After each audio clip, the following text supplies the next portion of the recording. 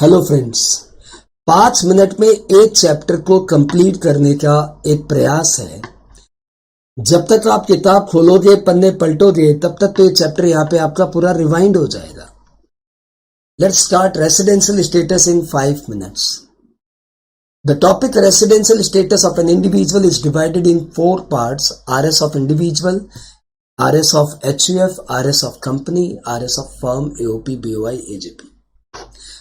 As per section 6.1, an individual is said to be resident in India if he satisfies any of the two conditions laid down in section 6.1a.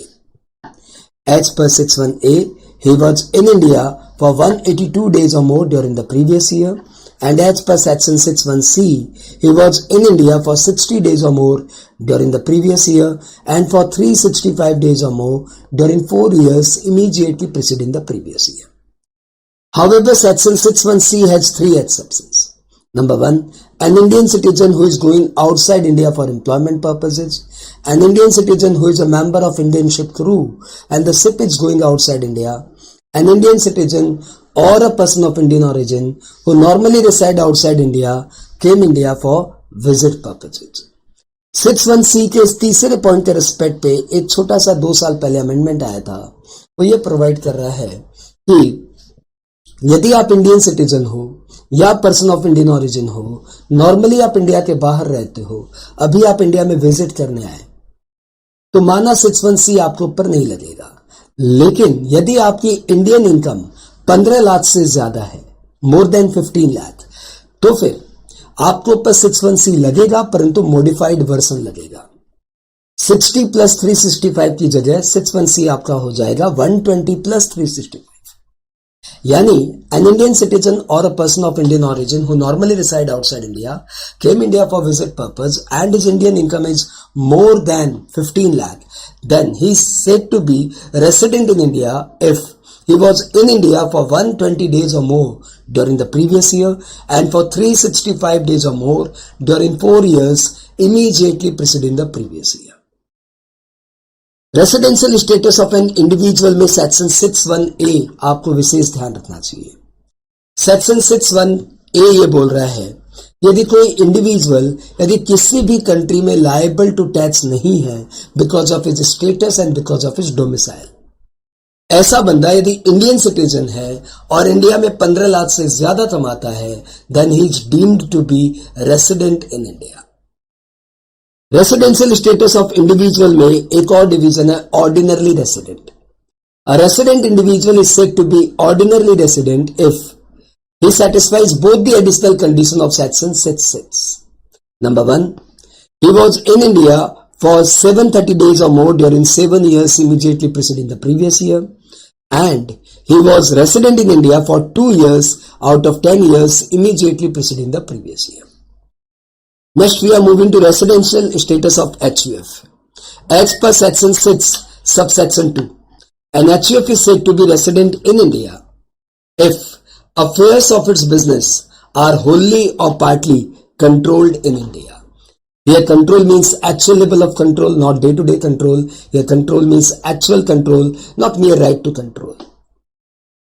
A resident HUF is said to be ordinarily resident if कर्ता of the family satisfies both the additional condition of section 6.6, यानी 7 साल में 730 दिन और 10 साल में 2 बार resident. A company is said to be resident in India as per section 6 subsection 3 if it is an Indian company or if it is a foreign company, then its POEM is in India. POEM means place of effective management.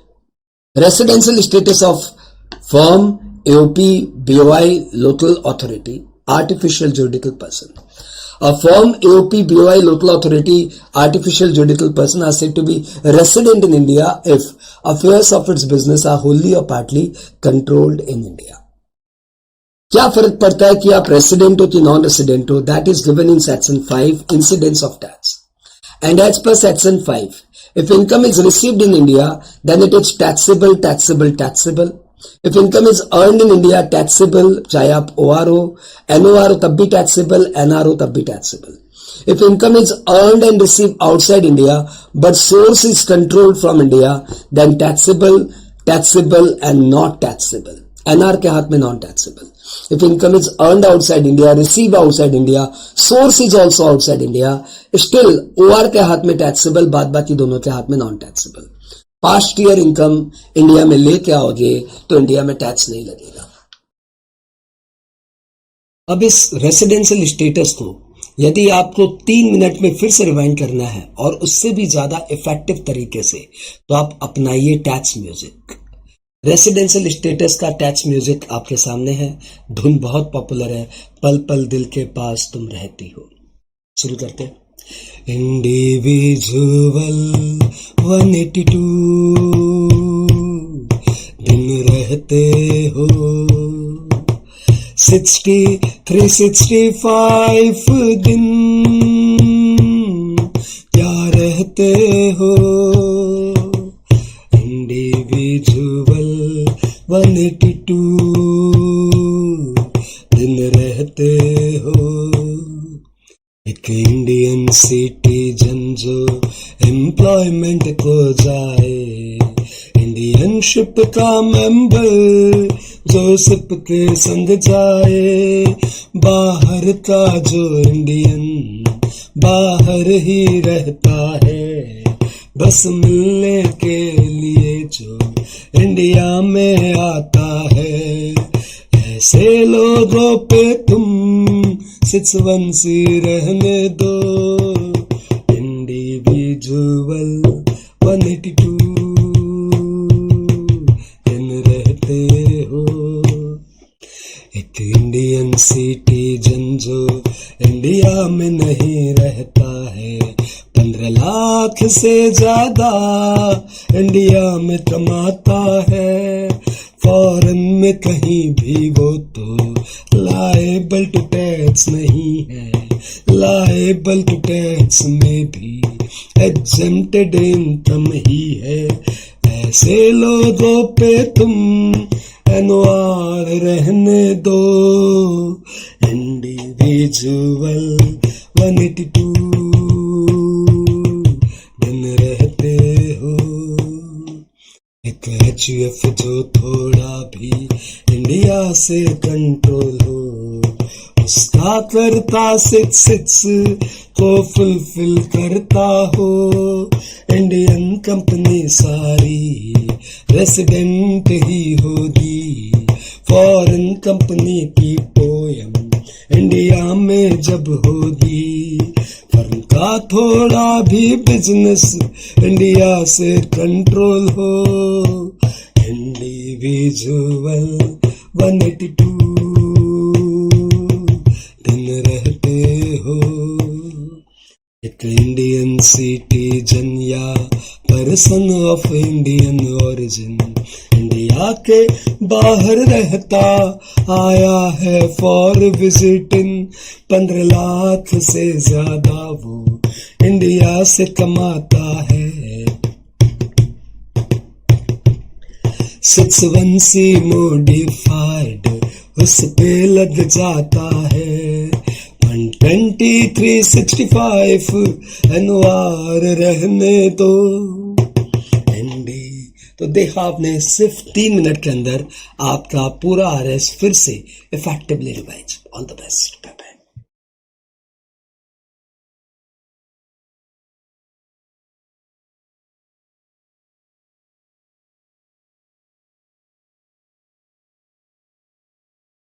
Agricultural income. Let's complete the chapter within 5 minutes. Agro income chapter में सिर्फ 4-5 paragraph है जो आपको पढ़ना है. पहला कि agricultural income का ट्रीटमेंट क्या है. दूसरा, एग्रीकल्चरल इनकम कहते किसे है. तीसरा, कुछ एग्जाम्पल्स आपको इसमें करना चाहिए. एंड चौथा, यदि पार्टली एग्रो इनकम है, पार्टली नॉन एग्रो इनकम है तो क्या करे. और पांचवा, यदि किसी बंदे की agro income non agro income दोनों है तो उसका टैक्स कैसे निकालते हैं. सबसे पहले अपने स्टार्ट करते हैं सेक्शन 10 सबसेक्शन 1 से. सेक्शन 10 सबसेक्शन 1 में बोला हुआ है कि agricultural income in India is exempt from tax. जब एग्रो इनकम इंडिया में एग्जेम्प्टेड ही है तो फिर ये बहुत इंपॉर्टेंट हो जाता है कि what is agro income. that is defined in section 2 subsection 1A. As per section 2 subsection 1A, जिसमें 5 पॉइंट दिए हुए हैं, उसमें कहा हुआ है कि any rent or revenue derived from agricultural land in India is an agro income. Number 2, an income from agricultural activity in India is an agro income. Here agricultural activity means दो part है इसमें, basic operation and subsequent operation. What is basic operation means? Basic operation means all activities applied before germination of plant, and subsequent operation means all activities applied after germination of plant. तो एक बार plant germinate हो जाए उसके पहले आपने जो भी किया, tilling of land, seeding, sowing, all these are basic operation. और एक बार प्लांट जर्मिनेट हो गया उसके बाद आपने जो भी किया, insecticide, pesticide, maintenance, harvesting, all are subsequent operation. Agricultural activity के लिए बेसिक ऑपरेशन होना जरूरी है, सब्सिक्वेंट ऑपरेशन हो या ना हो. तो यदि आपने मेयरली बेसिक ऑपरेशन किया है तो आपने एग्रीकल्चर किया है, और यदि आपने मेयरली सब्सिक्वेंट ऑपरेशन किया है तो आपने एग्रीकल्चर नहीं किया है. Number 3, any income from a process to make agro produce fit for market. Number 4, any income of sale of agro produce by the cultivator or receiver of rent in kind. And पांचवा जो most important है कि farm house की income भी agro income मानी जाएगी यदि आप ये 3 कंडीशन सेटिस्फाई करें. पहला, the house is situated in immediate vicinity of agricultural land. दूसरा, the house is used for storing purpose और dwelling purpose by the agriculturist. And number C, the land is either situated in rural area or assessed to land revenue. यहाँ पे rural area मतलब वो area जहाँ की population 10,000 तक है. यदि पॉपुलेशन 10,000 से 1 लाख है तो वहां से 2 किलोमीटर के बाद रूरल एरिया है. यदि लोकल अथॉरिटी की पॉपुलेशन 1 लाख से 10 लाख है तो वहां से 6 किलोमीटर के बाद रूरल एरिया है. और यदि एरिया की पॉपुलेशन 10 लाख से भी ज्यादा है तो वहां से 8 किलोमीटर दूर दूर जब गांव में बच्चा रोता है वो सब रूरल एरिया है. अब हम लोग बात कर रहे हैं कुछ एग्जाम्पल्स की.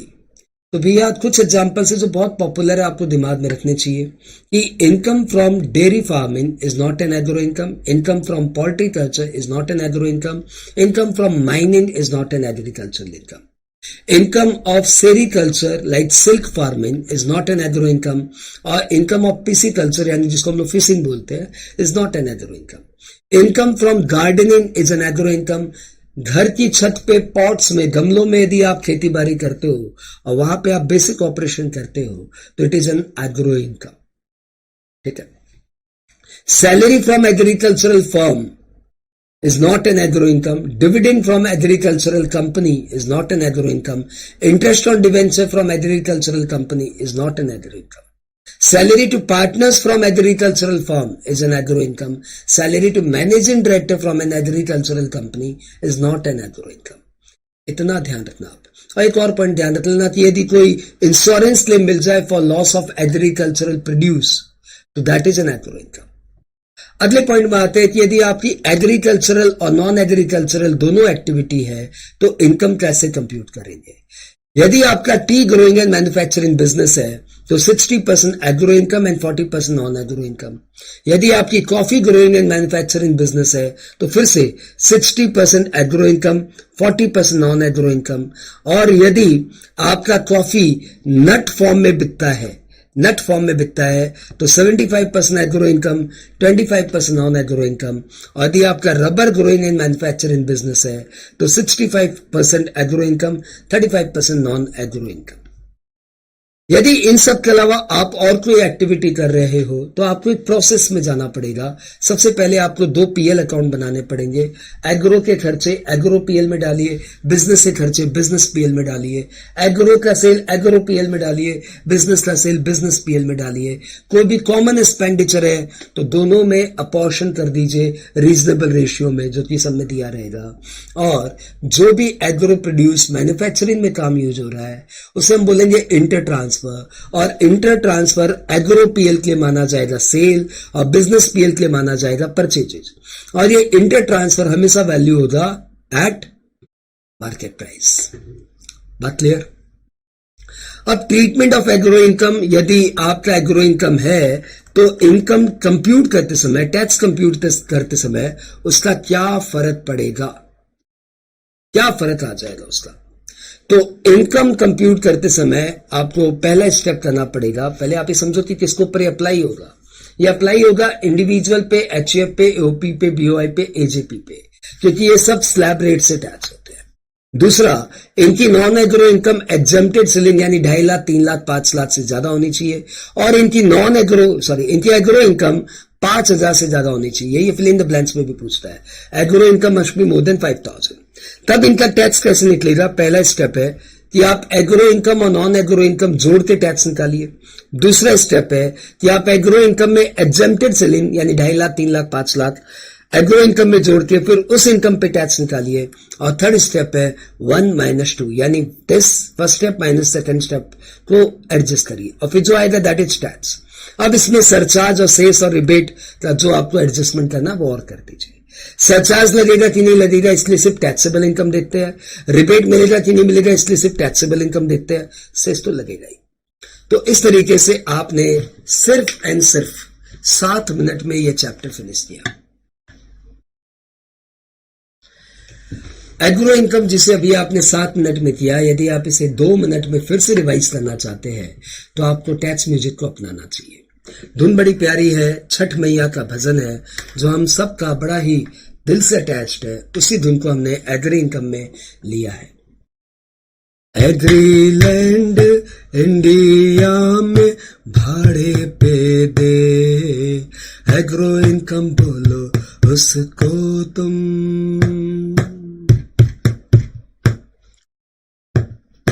एग्रो एक्टिविटी करे इंडिया में, एग्रो इनकम बोलो उसको तुम,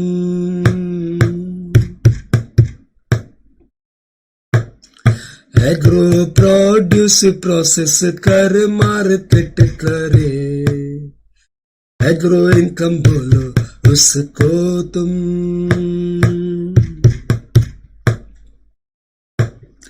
एग्रो प्रोड्यूस कल्टीवेटर बेचे तो, एग्रो इनकम बोलो उसको तुम,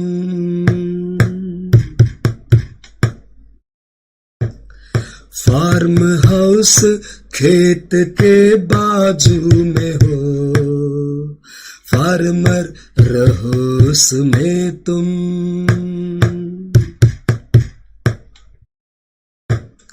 खेत पे लगान दो या रूरल लैंड, एग्रो इनकम बोलो उसको तुम,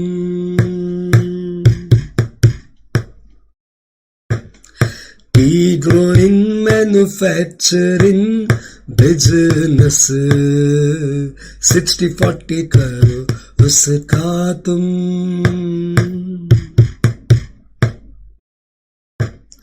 कॉफी पाउडर बना के बेचे तो 60-40 करो उसका तुम,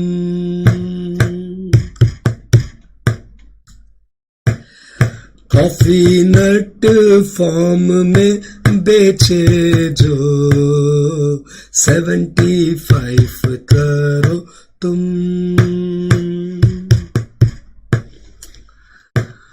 रबर ग्रोइंग मैन्युफैक्चरिंग बिजनेस 65 करो उसका तुम,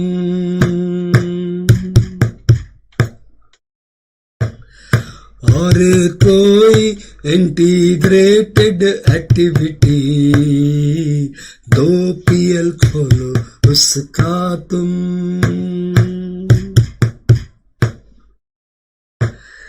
इंटर ट्रांसफर डेबिट क्रेडिट जो करो, मार्केट वैल्यू करो उसका तुम।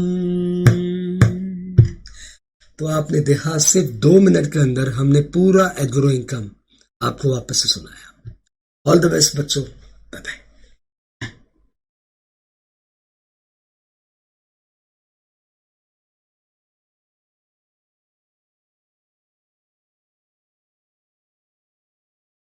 इनकम फ्रॉम हाउस प्रॉपर्टी अपने स्टार्ट कर रहे हैं और मेरा ये टारगेट है कि मैं इस टॉपिक को आपको 25 से 30 मिनट में करवा ही दूंगा।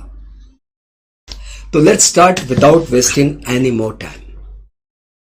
Income from house property is governed by section 22 to 27। Section 22 में बोला हुआ है कि annual value of a house property shall be taxable in the hands of owner if the property is not used for own business or profession। प्रश्न यह आता है कि what is annual value? तो annual value मतलब notional income earning capability, यानी income earning capability of a house property। It is not actual income but income earning capability of the house। ये इकलौता ऐसा टर्म है, इकलौता ऐसा हेडर है जिसमें इनकम पे टैक्स नहीं लगता बल्कि इनकम अर्निंग कैपेबिलिटी पे भी टैक्स लगता है। जैसे कि आपके पास एक हाउस है और आप उस हाउस को लेट आउट नहीं किए तो लिटरली आपकी कोई इनकम तो आई नहीं, लेकिन उस हाउस का एक इनकम अर्निंग कैपेबिलिटी तो है ही। उस हाउस पे आप मारते रखो ताला तो हमारी गवर्नमेंट बोलेगी कि भाई इस हाउस की जो इनकम अर्निंग कैपेबिलिटी है ना उस पे आपको टैक्स देना पड़ेगा। इसलिए इन्होंने इनकम वर्ड यूज नहीं करके वर्ड यूज किया एनुअल वैल्यू। तो finally annual value of a house property shall be taxable in the hands of owner. तो please note what is owner या हु इज ओनर। तो owner includes legal owner as well as beneficial owner. Legal owner मतलब वो बंदा जिसके नाम पे property registered है, और बेनिफिशियल ओनर मतलब वो बंदा भले ही उसके नाम पे प्रॉपर्टी रजिस्टर्ड नहीं है परंतु he has all the rights of legal owner. Only legal paper में कुछ डेफिशिएंसी है, इसके कारण वो लीगल ओनर नहीं बन पाया, परंतु he is as good as owner. खाली पेपर में ही कुछ डेफिशिएंसी है। तो ऐसे बंदे को भी इनकम टैक्स ओनर रिकॉग्नाइज करता है for the purpose of computing tax. तो owner includes legal owner as well as beneficial owner. Next, property must not be use for own business और प्रोफेशन। ये स्पेशल क्राइटेरिया है। यदि आपकी property own business and profession में use होती है तब तो फिर उसकी इनकम पीजीबीपी हेड में जाएगी, और यदि property own business and profession में यूज नहीं होती है तो फिर उसकी income from house property head में आएगी। एक प्रश्न बनता है व्हाट इज हाउस प्रॉपर्टी। तो house property means land surrounded bye sufficient wall और any land appurtenant there to. मतलब कोई घर जिसके चारों तरफ वॉल है, मतलब कोई जमीन का टुकड़ा जिसके चारों तरफ वॉल है और उसके साथ अटैच भी कोई जमीन है तो वो भी हाउस प्रॉपर्टी माना जाएगा। जैसे अपना विक्टोरिया गार्डन, यार कैलकाटा का विक्टोरिया गार्डन, आगरा का ताजमहल, ये आपने देखा है। एक प्यारी सी इमारत है और इमारत के आजू बाजू गार्डन है और यहाँ पे एक हल्का सा फेंसिंग किया हुआ है। तो भैया जी ये पूरा ही हाउस प्रॉपर्टी माना जाएगा। This is a land surrounded by wall and this is land appurtenant thereto. ये सब हाउस प्रॉपर्टी माना जाएगा। आई होप ये सब बातें आपको क्लियर। आगे बढ़ते जाए। ओके, एनुअल वैल्यू मैंने आपको समझाई दिया। डीम्ड ओनर में अपनी थोड़ी देर बाद आएंगे, इन सब बातों पे अपने थोड़ी देर बाद आएंगे। अब हाउस प्रॉपर्टी में टैक्स कंप्यूट करने के लिए income tax point of view से हाउस प्रॉपर्टी को हमने ब्रॉडली 5 पार्ट में डिवाइड किया है। Number 1 let out house property, number 2 self occupied house property, number 3 unoccupied house property, number 4 partly self occupied partly let out house property and number 5 deemed to be let out house property. सबसे पहले हम लोग कर रहे हैं late out house property. देखो भैया ये फॉर्मेट बेस्ड टॉपिक है, फॉर्मेट देख लो आप। तो फॉर्मेट है ग्रॉस एनुअल वैल्यू, उसमें से taxes by local authority minus करिए तो आएगा नेट एनुअल वैल्यू, उसमें से स्टैंडर्ड डिडक्शंस माइनस करिए, इंटरेस्ट ऑन लोन माइनस करिए तो आएगा इनकम फ्रॉम हाउस प्रॉपर्टी। अब ये 5 चीजें हमें सीखनी है। ये सिंपल सा फॉर्मेट हमें सीखना है जिसमें सबसे पहले है ग्रॉस एनुअल वैल्यू, उसके बाद है टैक्सेस बाय लोकल अथॉरिटी, उसके बाद है स्टैंडर्ड डिडक्शन जो कि यहाँ पे बताया हुआ है 30% ऑफ एनएवी, और उसके बाद है इंटरेस्ट ऑन लोन।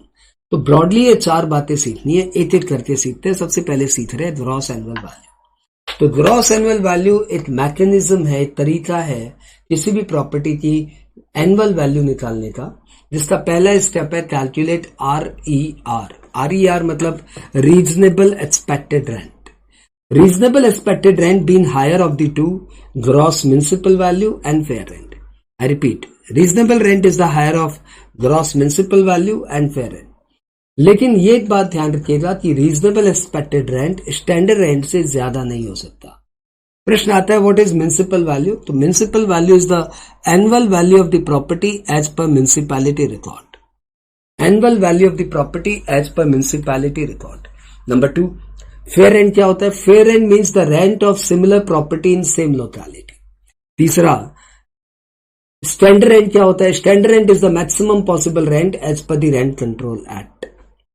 तो RER is the higher of municipal value, gross municipal value of a rent, and RER cannot exceed standard rent. अगला स्टेप है calculate annual rent receivable minus unrealise rent. Annual rent receivable less unrealise rent. Annual rent receivable मतलब उस property का जो भी per month rent है उसमें से कॉस्ट ऑफ एमिनिटीज माइनस कर दीजिए, यानी rent minus cost of amenities. ये माइनस करने के बाद multiplied by number of month in the previous year. तो प्रीवियस ईयर में 12 महीने तो 12 से मल्टीप्लाई कर दीजिए। अब ये आपका आ गया एनुअल रेंट रिसीवेबल। अब थर्ड स्टेप है, इन दोनों में से स्टेप 1 और स्टेप 2 में जो भी हायर है उसको सेलेक्ट करिए। ठीक है, इसको हम लोग बोलेंगे थर्ड स्टेप। और स्टेप 4 में करिए less loss due to vacancy. यानी सपोज प्रॉपर्टी 2 महीने के लिए खाली था तो 2 महीने में आपको कितना रेंट नहीं मिल पाया उतना माइनस कर दीजिए। सपोज आपकी 2 महीने प्रॉपर्टी खाली थी तो 2 महीने का आपका रेंट नहीं आ पाया तो 2 महीने का रेंट आप अपना यहाँ पे माइनस कर दीजिए। उसको क्या बोलेंगे? Loss due to vacancy. ये सब करने के बाद आपका आएगा ग्रॉस एनुअल वैल्यू।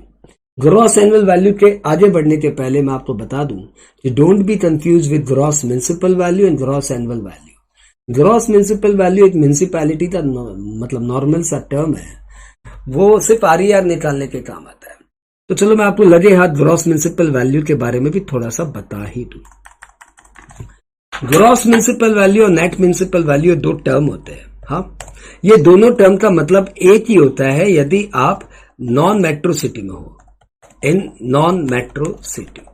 लेकिन यदि आप मेट्रो सिटी में हो तो ग्रॉस म्युनिसिपल वैल्यू और नॉन नेट म्युनिसिपल वैल्यू में एक रिलेशन है, और वो रिलेशन ये है कि 90% of gross municipal value is equal to net municipal value minus water tax minus sewerage tax.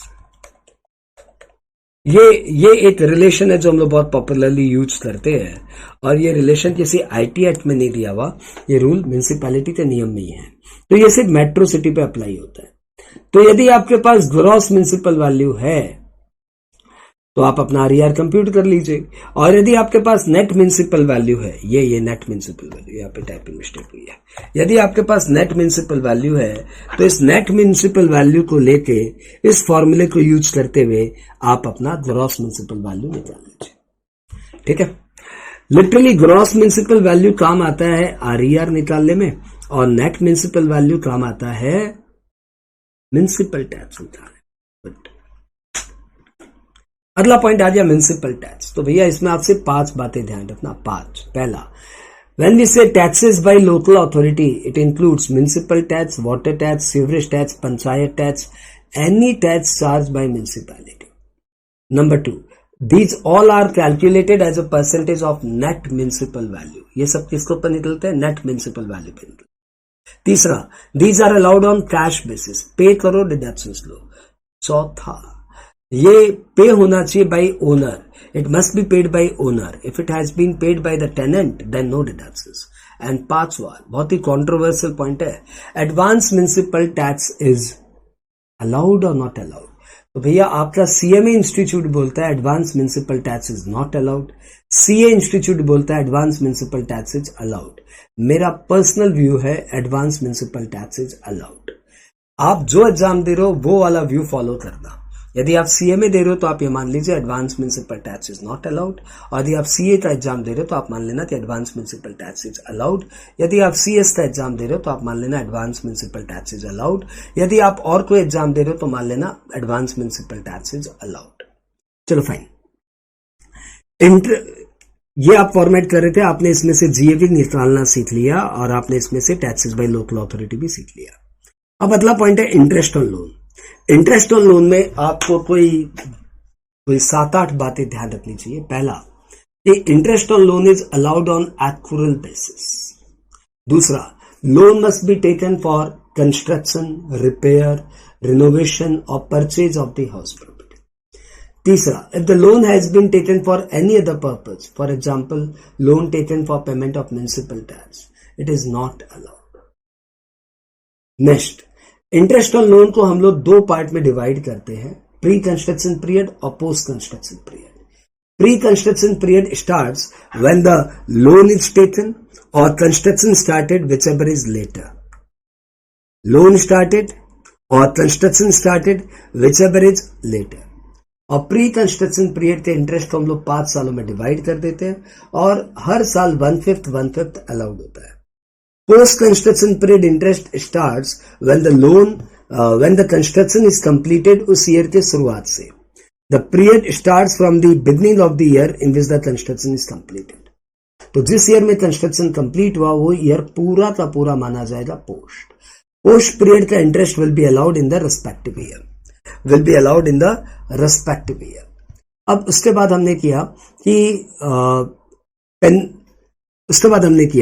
कि loan taken to repay the previous loan shall be treated as continuation of the old loan. Loan taken to repay the previous loan shall be treated as continuation of the old loan. And उसके बाद हमने किया कि यदि आप loan ले लेते हो लेकिन कंस्ट्रक्शन या परचेज में यूज नहीं करते तो उसका इंटरेस्ट अलाउड नहीं होगा। आपने सपोज अपनी हाउस प्रॉपर्टी को मॉर्गेज करके लोन ले लिया और वो लोन का पैसा आपने बिजनेस में यूज कर दिया तो उस इंटरेस्ट का आपको डिडक्शंस नहीं मिलेगा। ठीक है। Interest on interest is not allowed. यदि आपका लोन का इंटरेस्ट आउटस्टैंडिंग है, वो बहुत दिन आउटस्टैंडिंग रह गया, उस पर भी इंटरेस्ट लगना शुरू हो गया तो that will not be allowed. तो ये सब छोटी छोटी बातों के साथ आपका interest on loan section 24 clause B खत्म होता है। इस रिगार्ड में आप सेक्शन 25 भी दिमाग में रखिए कि if the interest on loan is paid outside India without TDS, तो भैया फिर वो इंटरेस्ट ऑन लोन अलाउड नहीं होगा। If the interest has been paid outside India without TDS, so interest on loan shall not be allowed. आगे बढ़े। Late out house property के format में 4 बातें थी, चारों बातों मैंने आपको थ्योरी से समझा दिया। ये अच्छा रिकैप है लेकिन सम तो आपको इसमें देखना ही चाहिए। अगला टॉपिक है सेल्फ ऑक्यूपाइड हाउस प्रॉपर्टी।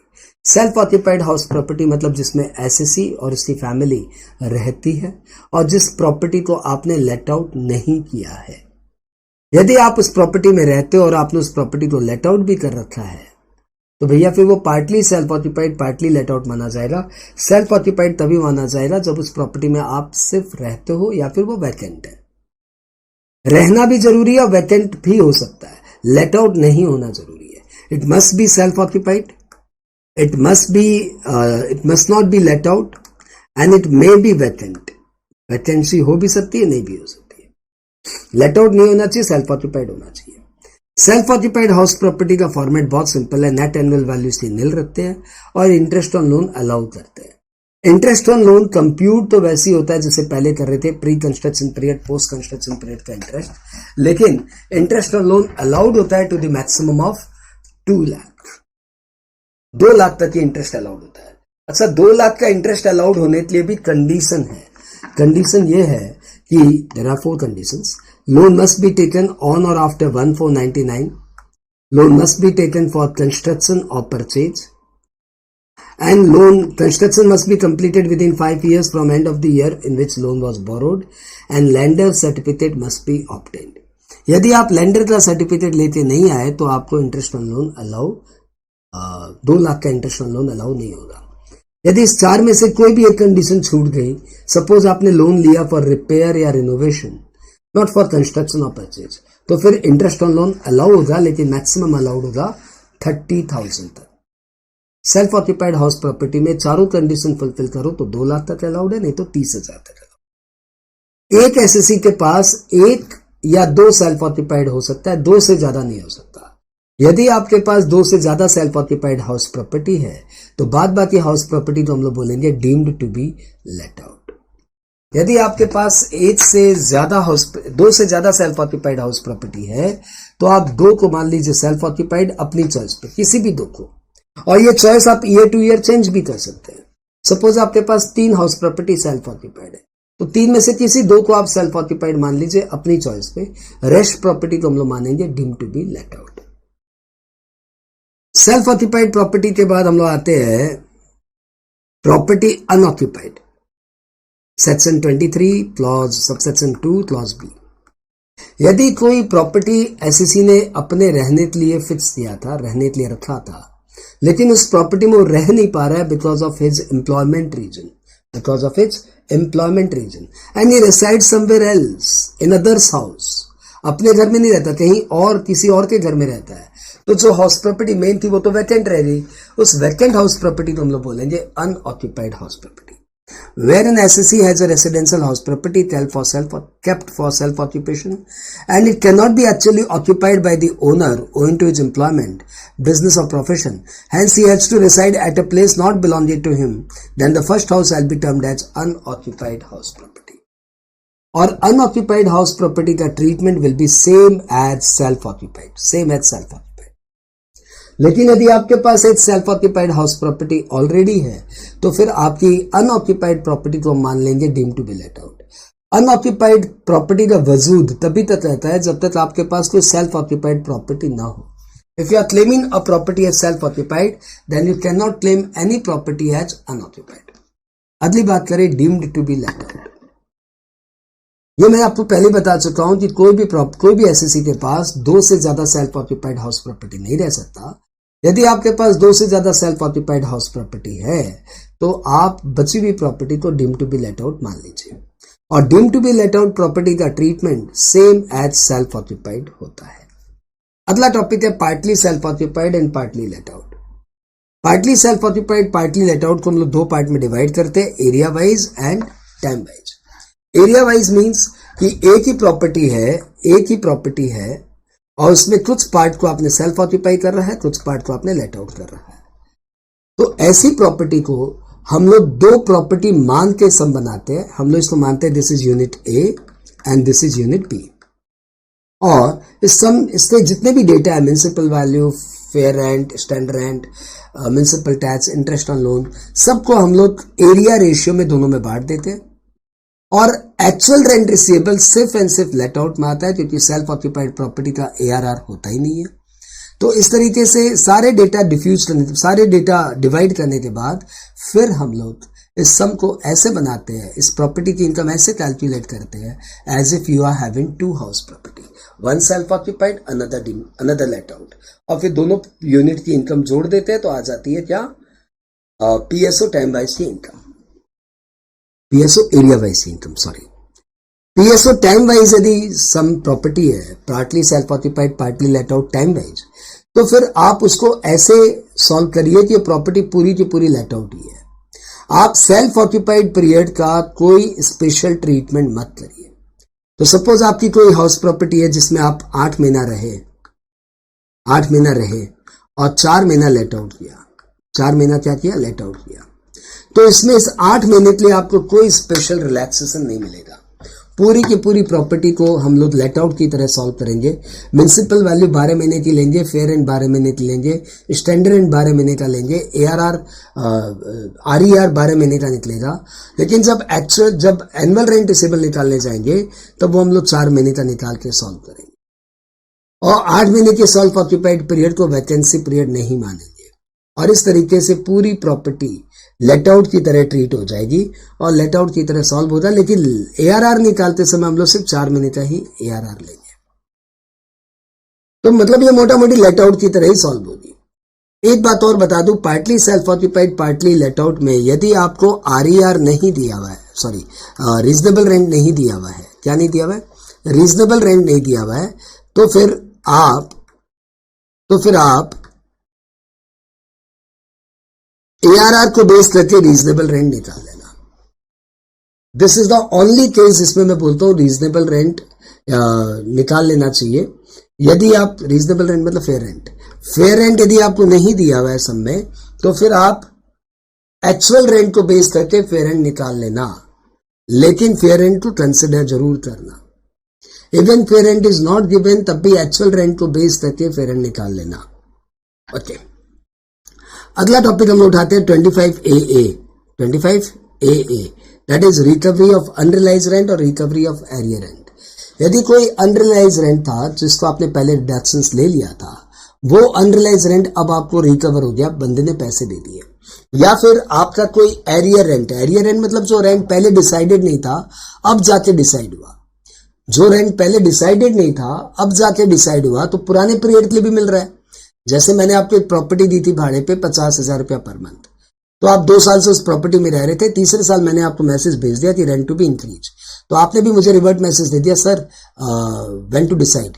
मैंने बोला डिसाइड कर लेंगे यार, और उसके बाद आपकी हमारी मीटिंग ही नहीं हुई, आप और हम लोग बैठे रहे, आप मुझे 50,000 ही रेंट भिजवाते रहे।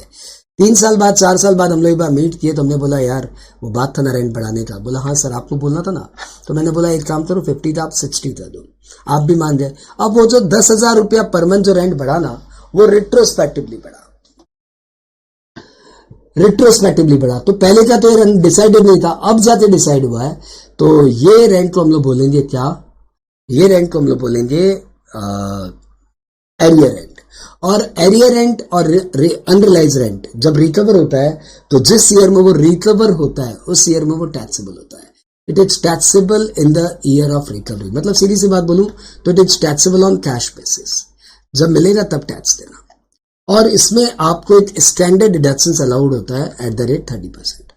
एट द रेट 30% आपको स्टैंडर्ड डिडक्शंस अलाउड होता है। तो यदि आपको recovery of unrealise rent 5 lakh मिला है, तो 5 लाख में से 30% माइनस कर दीजिए, 3.5 lakh will be taxable. To be noted it is taxable on cash basis. दूसरी बात, इसमें कोई एक्सपेंडिचर अलाउ नहीं होता। तीसरा, इसमें कि स्टैंडर्ड डिडक्शंस अलाउ होता है। चौथा, ये हमेशा income from house property head में टैक्सेबल होता है। प्रमोटर्स को deemed to be let out house property में थोड़ा सा रिलैक्सेशन दिया हुआ है। आपको पता है कि यदि कोई house property stock in trade की तरह पड़ी है, तब भी उस हाउस प्रॉपर्टी की इनकम टैक्सेबल होती है। आप प्रमोटर हो, आपने प्रॉपर्टी बना के रखी है, बिकी नहीं, तो वो स्टॉक इन ट्रेड बोल के पड़ा हुआ है। प्रॉपर्टी तो खाली है, खाली है मतलब भाड़े पे नहीं लगा, तब भी उसकी एनुअल वैल्यू पे सेक्शन 22 के प्रोविजन से खाली प्रॉपर्टी की भी एनुअल वैल्यू पे टैक्स ले लेते हैं। तो प्रमोटर बोला मैंने तो बेचने के लिए रखा हुआ है यार, इसमें किस बात का टैक्स, तो लॉ नहीं मानता। लेकिन इससे प्रमोटर को बहुत ज्यादा नुकसान होता है, इसलिए प्रमोटर के लिए छोटा सा रिलैक्सेशन लाया गया कि कोई भी प्रॉपर्टी यदि प्रमोटर ने नया कंस्ट्रक्शन किया है, तो 2 साल तक 2 years from end of the completion certificate, 2 years from end of the financial year, जिस ईयर में आपको कंप्लीशन सर्टिफिकेट मिला, तब तक खाली प्रॉपर्टी की एनुअल वैल्यू पे टैक्स नहीं लेंगे। सपोज आप प्रमोटर हो और आपने 7/7/21 को एक कंस्ट्रक्शन कंप्लीट किया। अभी प्रॉपर्टी यहाँ खाली है, बिकी नहीं है, थोड़ी बहुत बिकी है, थोड़ी बहुत खाली है, तो लॉ बोलेगा इस ईयर के एंड में जाइए, 31/3/22 तक जाइए, वहां से 2 साल जोड़िए, तो 31/3/24 तक हम इस खाली प्रॉपर्टी की एनुअल वैल्यू पे टैक्स नहीं लेंगे, प्रोवाइडेड आप इसे भाड़े पे नहीं लगाए। भाड़े पे लगा दिए तो टैक्स ले लेंगे। लेकिन यदि प्रॉपर्टी खाली पड़ी है तो हम आपसे 31 मार्च 24 तक टैक्स नहीं लेंगे। 2 years from end of the financial year in which completion certificate is received. 2 साल के बाद इस खाली प्रॉपर्टी की एनुअल वैल्यू पे भी टैक्स लगेगा। अब तो की बात है, परंतु लगेगा। अब हम लोग आ रहे कुछ हाउस प्रॉपर्टी के और एस्पेक्ट्स पे। एस्पेक्ट्स का नाम है कुछ और बातें, जैसे फॉरेन प्रॉपर्टी। यदि आपके पास कोई फॉरेन प्रॉपर्टी है तो वो भी इंडिया में टैक्स हो सकती है। Reason number 1, you are ordinarily resident. Ordinary resident के हाथ में फॉरेन प्रॉपर्टी भी टैक्सेबल होती है, या फिर आपको उस रेंट का, आपको वो रेंट इंडिया में रिसीव हो रहा है। तो ये concept income from house property में नहीं दिया हुआ, ये कॉन्सेप्ट हमने सेक्शन 5 से उठाया है कि ओआर के हाथ में तो ग्लोबल इनकम टैक्सेबल होती है, तो ओआर के हाथ में फॉरेन हाउस प्रॉपर्टी भी टैक्सेबल होगा, और एनओआर के हाथ में या एनआर के हाथ में फॉरेन प्रॉपर्टी तभी टैक्सेबल होगी when the rent is received in India. अगला पॉइंट आता है डिस्प्यूटेड प्रॉपर्टी। तो 2 भाइयों के बीच में प्रॉपर्टी डिस्प्यूटेड है, कौन ओनर कौन नॉट ओनर, तो ऐसे केस में हम लोग बोलते हैं भैया वो प्रॉपर्टी टैक्सेबल होगी in the hands of the person who is deriving benefit from the property. And if you want to say no one is deriving benefit from the property पे सील लगा हुआ है, ताला लगा हुआ है, कोई उससे बेनिफिट नहीं ले पा रहा है, तो भाई साहब फिर वो प्रॉपर्टी टैक्सेबल होगी as per protective assessment. Protective assessment मतलब एक बार दोनों बंदों के दोनों डिस्प्यूटेड ओनर की इनकम में वो इनकम ऐड कर दी जाए, परंतु रिकवरी होल्ड कर दी जाए। कोर्ट के डिसीजन आने के बाद जिस बंदे के फेवर में डिसीजन आया, जिसको कोर्ट ने बोला yes he is the owner, उस बंदे से टैक्स की रिकवरी की जाए। को owner is defined in section 26। Section 26 में बोला हुआ है कि यदि एक प्रॉपर्टी के एक से ज्यादा ओनर है तो सभी ओनर सेपरेटली अपने अपने शेयर के लिए टैक्सेबल होंगे इंडिविजुअली। उनको ओनर से कोई एओपी बीओआई बना के टैक्स नहीं करेगा, उन्हें एक साथ टैक्स करेंगे, उन्हें अपने अपने शेयर के लिए टैक्स करेंगे।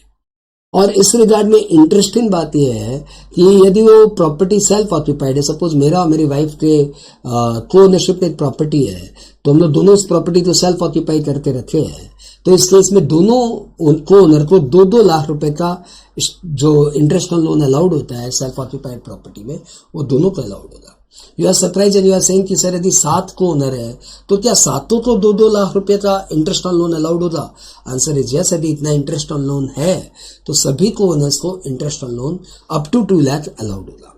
एग्जम्प्टेड प्रॉपर्टी की एक थ्योरी है कि एग्जम्प्टेड प्रॉपर्टी क्या है, तो एक्स रूलर का कोई एक हाउस एग्जम्प्टेड हाउस है, फार्म हाउस एग्जम्प्टेड हाउस है, लोकल अथॉरिटी का हाउस एग्जम्प्टेड है, साइंटिफिक रिसर्च एसोसिएशन का हाउस एग्जम्प्टेड है, एजुकेशनल इंस्टीट्यूशन का हाउस एग्जम्प्टेड है, हॉस्पिटल की हाउस प्रॉपर्टी पे टैक्स नहीं लगता, लद्दाख के रेसिडेंट के हाउस प्रॉपर्टी पे टैक्स नहीं लगता, पॉलिटिकल पार्टी की इनकम फ्रॉम हाउस प्रॉपर्टी हमेशा नील होती है, ट्रेड यूनियन की हाउस प्रॉपर्टी पे टैक्स नहीं लगता, चैरिटेबल ट्रस्ट की हाउस प्रॉपर्टी पे टैक्स नहीं लगता, और क्लब की हाउस प्रॉपर्टी पे टैक्स नहीं लगता। क्लब CLUB,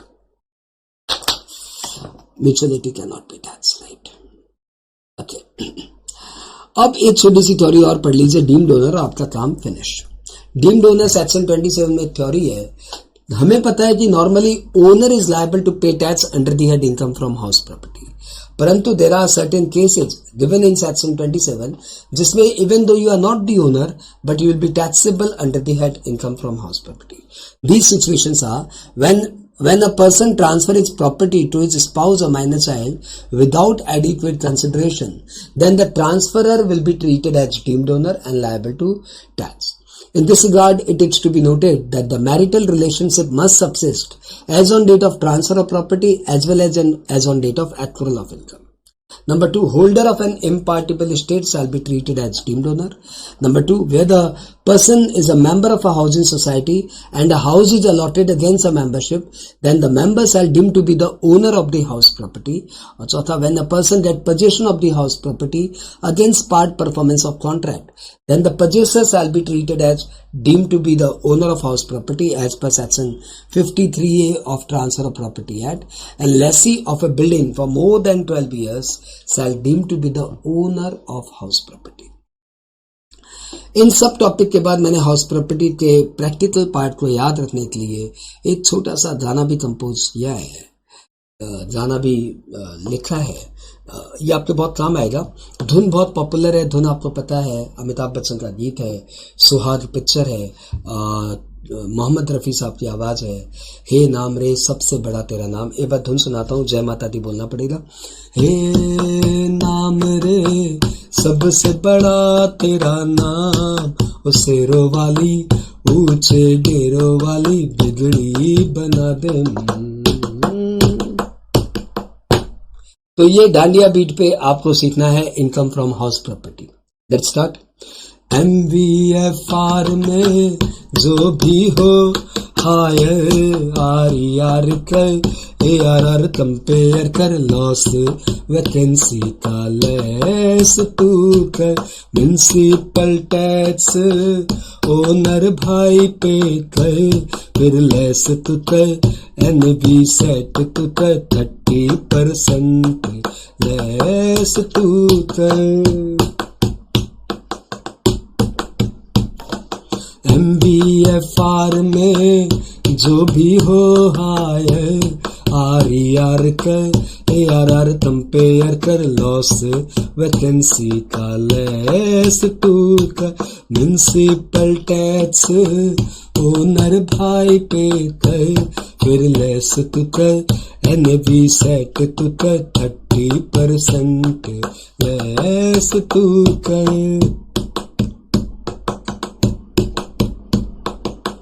इंटरेस्ट को प्री पोस्ट में डिवाइड करना होगा प्री 5 साल पोस्ट हर साल माइनस करना होगा ऐसो प्रॉपर्टी जो हो NAV 024A0 2 लाख तक इंटरेस्ट लेस कर ऐसो प्रॉपर्टी जो हो मतलब सेल्फ ऑक्यूपाइड प्रॉपर्टी में NAV 024A0 2 लाख तक इंटरेस्ट लेस कर PSO जो एरिया वाइज हो तो यूनिटों में बांट दे हर डेटा ARR को छोड़ के एरिया रेशियो में बांट दे फिर ऐसे तो सम सॉल्व कर जैसे ओ मिस्टर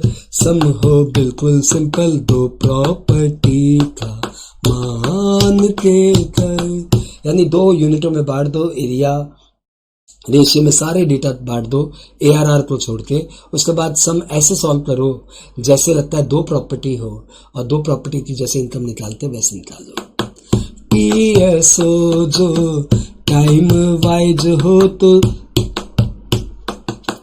PSO जो टाइम वाइज हो तो लेट आउट जैसे सॉल्व कर अनऑक्यूपाइड को सेल्फ ऑक्यूपाइड के जैसे ही तू सॉल्व कर ऐसो यूओ दोनों जो हो तो यूओ तो ले DLO मान ले रे देखा ये कितना इजी सा चैप्टर MBFR में तो ऐसो और यूओ दोनों जो हो तो सेल्फ ऑक्यूपाइड अनऑक्यूपाइड दोनों हो तो आप यूओ को DLO मान के सम कर लो और ये इतना सही चैप्टर है MBFR में जो भी हो टैक्सी म्यूजिक आपको दोबारा तिबारा गानी पड़ती है तब वो आपके जहन में आती है it's not entertainment it's study को 3-4 बार रिवाइंड करना ही पड़ता है इतना तो माइंड की टेक्निक आपको पता ही है कि कोई भी चीज़ को 3-4 बार रिपीट करते हैं तो फिर उसका लूप दिमाग में बनता है और फिर वो दिमाग में हमेशा रहता है वंस मोर मैं कर देता हूँ और उसके बाद आप रिवाइंड करके फिर से सुन लेना MBFR में जो भी हो हायर RER कर ARR कंपेयर कर लॉस वैकेंसी का लेस तू कर म्युनिसिपल टैक्स ओनर भाई पे कर फिर लेस तू कर NV सेट तू कर 30% लेस तू कर इंटरेस्ट को प्री पोस्ट में डिवाइड करना होगा प्री 5 साल पोस्ट हर साल माइनस करना होगा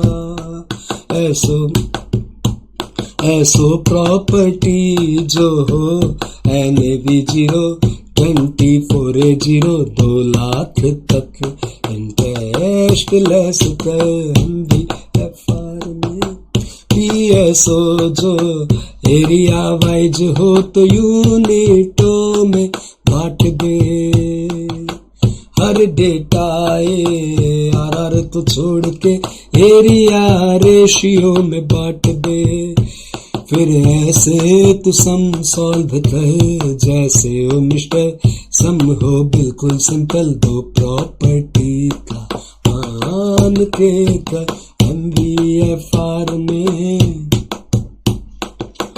PSO जो टाइम वाइज हो तो लेट आउट जैसे सॉल्व कर अनऑक्यूपाइड को सेल्फ ऑक्यूपाइड के जैसे ही तू सॉल्व कर ऐसो यूओ दोनों जो हो तो यूओ तो ले DLO मान ले रे देखा ये कितना इजी सा chapter.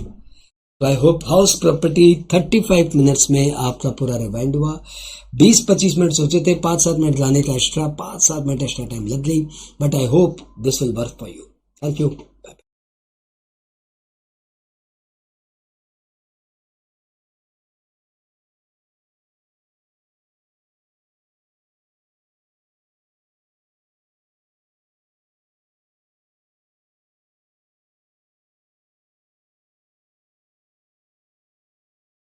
Hello friends, PGBP income एक ऐसा चैप्टर है जिससे सभी परेशान रहते हैं, और इस चैप्टर को लास्ट मोमेंट पे कोई यदि सपोर्ट मिलता है तो वो स्टूडेंट्स के लिए बहुत अच्छी बात है। ये सोच के एक पीजीबीपी का फास्ट रिकैप बना रहा हूं। इस रिकैप को मैंने प्रैक्टिकल ओरिएंटेड रखा है, क्योंकि पीजीबीपी में थ्योरी यूज है और कई बार स्टूडेंट उस थ्योरी के बोझ के कारण प्रैक्टिकल को छोड़ के चला जाता है। इसलिए ये जो मैं summarise business and profession chapter पे अपना लेक्चर बना रहा हूं, that will be only practical oriented, और सिर्फ वो बातें यहां पे होंगी जो एग्जाम में न्यूमेरिकल में पूछा जा सकता है। बिजनेस एंड प्रोफेशन निकालने के मतलब profit and gains from business and profession कैसे निकालेंगे, how to compute the income, उसके लिए दो मेथड बताए जाते हैं, direct method, indirect method. Direct method में बोला जाता है एक वापस से आप पीएल अकाउंट बनाइए considering the provisions of IT act, जिसमें जो जो income business and profession head में आनी चाहिए उसको क्रेडिट करिए, और जो जो expenditure business and profession head में, पीजीबीपी हेड में अलाउड है उन्हें डेबिट करिए, बाद बाकी सब इग्नोर करिए। लेकिन डायरेक्ट मेथड इसलिए इतना पॉपुलर नहीं है क्योंकि आईटी रिटर्न का जो फॉर्मेट है वो इनडायरेक्ट मेथड के अनुसार बनाया हुआ है। इसलिए इनडायरेक्ट मेथड ज्यादा पॉपुलर है, जिस मेथड में यह बोला गया है कि वापस से पीएल बनाने की आवश्यकता नहीं है। आप net profit as per accounts को स्टार्टिंग पॉइंट लीजिए, और जो जो एक्सपेंडिचर डिज अलाउड है, यानी जो जो expenditure business and profession head में अलाउड नहीं है, उन सबको ऐड बैक करिए। All expenditure which are allowed under the head PGBP and shown in PL, उसका कुछ मत करिए, कुछ ना करो। और यदि एक्सपेंडिचर अलाउड है लेकिन बिजनेस एंड प्रोफेशन के पीएल में नहीं दिया हुआ है, इट इज सरप्राइजिंगली, यदि ऐसा है कि कोई एक्सपेंडिचर अलाउड है आईटी एक्ट में लेकिन अकाउंट्स के पीएल में नहीं डाला हुआ है, तो इसको लेस कर दीजिए। क्रेडिट साइड में है तो those income which are not taxable under the head PGBP should be subtracted, and those income which are taxable under the head PGBP and shown in the PL don't do anything, and those income which are taxable under the head PGBP but not shown in PL add the same. अब ये format करने के बाद हमें कुछ नहीं करना, बस लॉ के कुछ बेसिक प्रोविजंस दिमाग में रखने हैं जो इतने टफ नहीं है दोस्तों, बहुत आसान है। वो पॉइंट्स आप दिमाग में रख लो तो मोटा मोटी बिजनेस एंड प्रोफेशन का सम हैंडल हो जाएगा। Let's start those points. पहला, profit and gains from business and profession निकालते समय कोई भी एंटिसिपेटेड एक्सपेंडिचर अलाउड नहीं है। यानी यदि आपको कोई भी एंटिसिपेटेड एक्सपेंडिचर दिया हुआ है like provision for bad debt, तो आप उसे ऐड बैक कर दीजिए। रिजर्व भी प्रोविजन की तरह ही है, लिटरली तो वो एक्सपेंडिचर ही नहीं है, इसलिए आप प्रोविजंस एंड रिजर्व को ऐड बैक कर दीजिए। दूसरा, कोई भी कैपिटल एक्सपेंडिचर अलाउड नहीं है एक्सेप्ट साइंटिफिक रिसर्च से रिलेटेड कैपिटल एक्सपेंडिचर।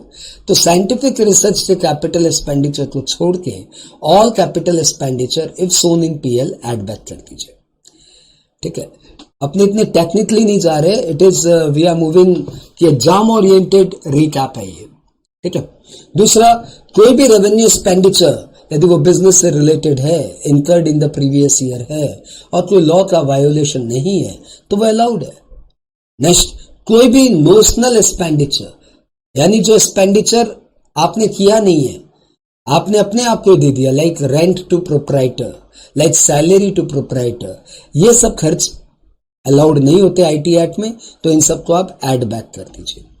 कोई भी लीगल एक्सपेंडिचर अलाउड है और कोई भी expenditure in violation of law disallowed है। इनकम टैक्स सेक्शन 40A में बोला हुआ डिज अलाउड, वेल्थ टैक्स बहुत पुरानी कहानी है लेकिन वो डिज अलाउड।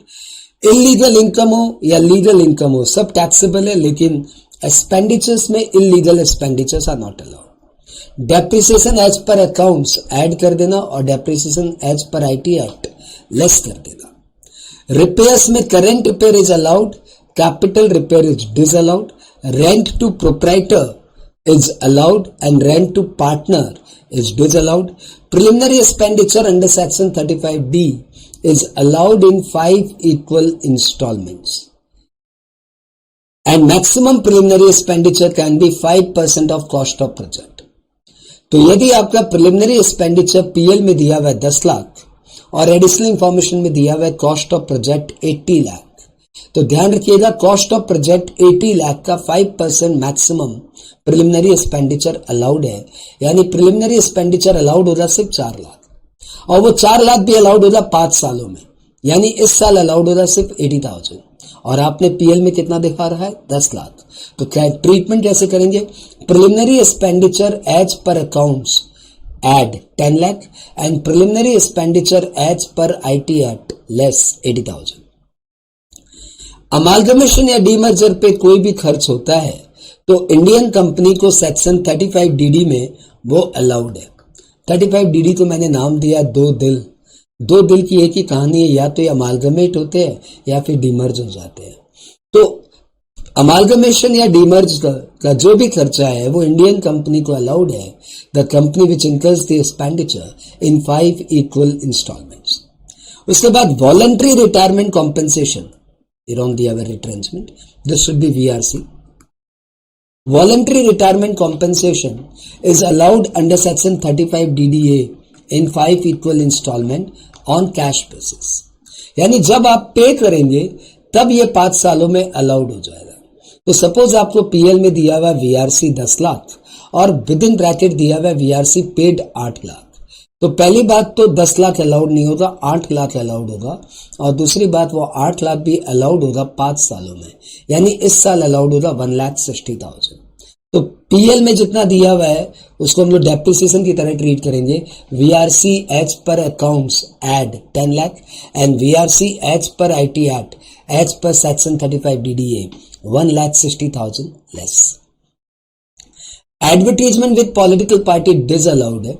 इस रिगार्ड में बात ध्यान रखिएगा कि पीएल कैलकुलेट करते समय, पीजीबीपी कैलकुलेट करते समय advertisement with political party disallowed है, लेकिन नीचे 80GGB 80GGC में एडवर्टीजमेंट विद पॉलिटिकल पार्टी का आपको डिडक्शंस मिल जाता है 100%। वहां पे donation to political party and advertisement with political party both are covered for 80GGB and GGC, 100% deductions मिल जाता है। खैर, कोई भी एनिमल जो आप बिजनेस में यूज कर रहे हो, यदि not as stock in trade, any animals which are use for business not as stock in trade, और जब वो यूजलेस हो जाएंगे और आप उन्हें डिस्पोज करेंगे तो जो भी उस समय लॉस हुआ वो लॉस आपको बिजनेस एंड प्रोफेशन हेड में अलाउड एक्सपेंडिचर माना जाएगा। 36(1)(6) animal became useless and thrown out or sold out, then whatever loss incurred, that shall be allowed as business and professional expenditure. Interest on loan is allowed provided the loan is used for business purpose. इस regard में ध्यान रखिएगा कि interest on loan to pay income tax is disallowed and interest on loan to pay GST is allowed. Interest on loan to purchase capital asset, तो जब तक capital asset put to use होती है तब तक का इंटरेस्ट कैपिटलाइज करेंगे और एक बार एसेट पुट टू यूज हो गई उसके बाद का interest on loan revenue expenditure की तरह अलाउड होगा। मैं दोबारा बता दूं, ये फास्ट रीकैप है, इसमें हम लोग कोई आपको टीचिंग का काम नहीं कर रहे हैं, बस एग्जाम्स में आपको फटाफट देख के जाना हो तो उस समय के लिए वीडियो है। Interest on delayed payment of GST is allowed, जैसा कि इसमें दिया हुआ है। इंटरेस्ट ऑन लोन टू पे income tax is disallowed. Interest on loan to pay dividend is allowed. Bad debt is allowed, चाहे आपका पार्टी सॉल्वेंट हो या इंसॉल्वेंट हो। यदि आपने उसे बुक्स में राइट ऑफ कर दिया तो bad debt shall be allowed. Bad debt recovery obviously business income माना जाएगा। जितना पहले बैड डेट अलाउड हो गया था, अब यदि वो अमाउंट रिकवर हो जाता है तो to the extent expenditure was allowed earlier, it shall be treated as business income. Family planning expenditure corporate houses को अलाउड है। यदि कोई कंपनी अपने एम्प्लॉइज में फैमिली प्लानिंग अवेयरनेस के लिए कोई खर्च करती है, तो यदि वो रेवेन्यू एक्सपेंडिचर है तो वो पूरा का पूरा अलाउड है, और यदि वो कैपिटल एक्सपेंडिचर है तो वो 5 सालों में अलाउड है। सेक्शन है 36 subsection 1 clause 9। Depreciation on scientific research asset not allowed, क्योंकि मैंने अभी बताया कि साइंटिफिक रिसर्च के लिए आप कोई भी कैपिटल एक्सपेंडिचर करते हैं एक्सक्लूडिंग लैंड, तो वो 100% ऐसे ही अलाउड हो जाता है। जब कैपिटल एक्सपेंडिचर ऐसे ही 100% अलाउड हो गया तो फिर आपको डेप्रिसिएशन क्यों चाहिए। Any payment outside India without TDS is 100% disallowed under section 40A, and any payment to a resident without TDS, any payment to a resident without TDS like salary का payment, interest का payment, royalty का payment, contract का payment, professional फी का payment, any payment to resident without TDS shall be 30% disallowed. 30% will be disallowed. 27 number point की कोई आवश्यकता नहीं है, पॉइंट नंबर 28 में आते हैं। Any payment to related person is allowed but excess payment to related person is disallowed. तो यदि आपको सम में दिया रहे कि goods purchase from brother for ₹20 lakh whereas market value is 12 lakh, तो 12 लाख का गुड्स आप अपने भाई से लिए, उसमें कोई ट्रबल नहीं है, लेकिन आपने उसके लिए 20 लाख रुपया दिया, that is the reason of trouble, इसलिए 8 लाख डिसअलाउड हो जाएगा। Excess payment to related person is disallowed, section है 40A सबसेक्शन 2।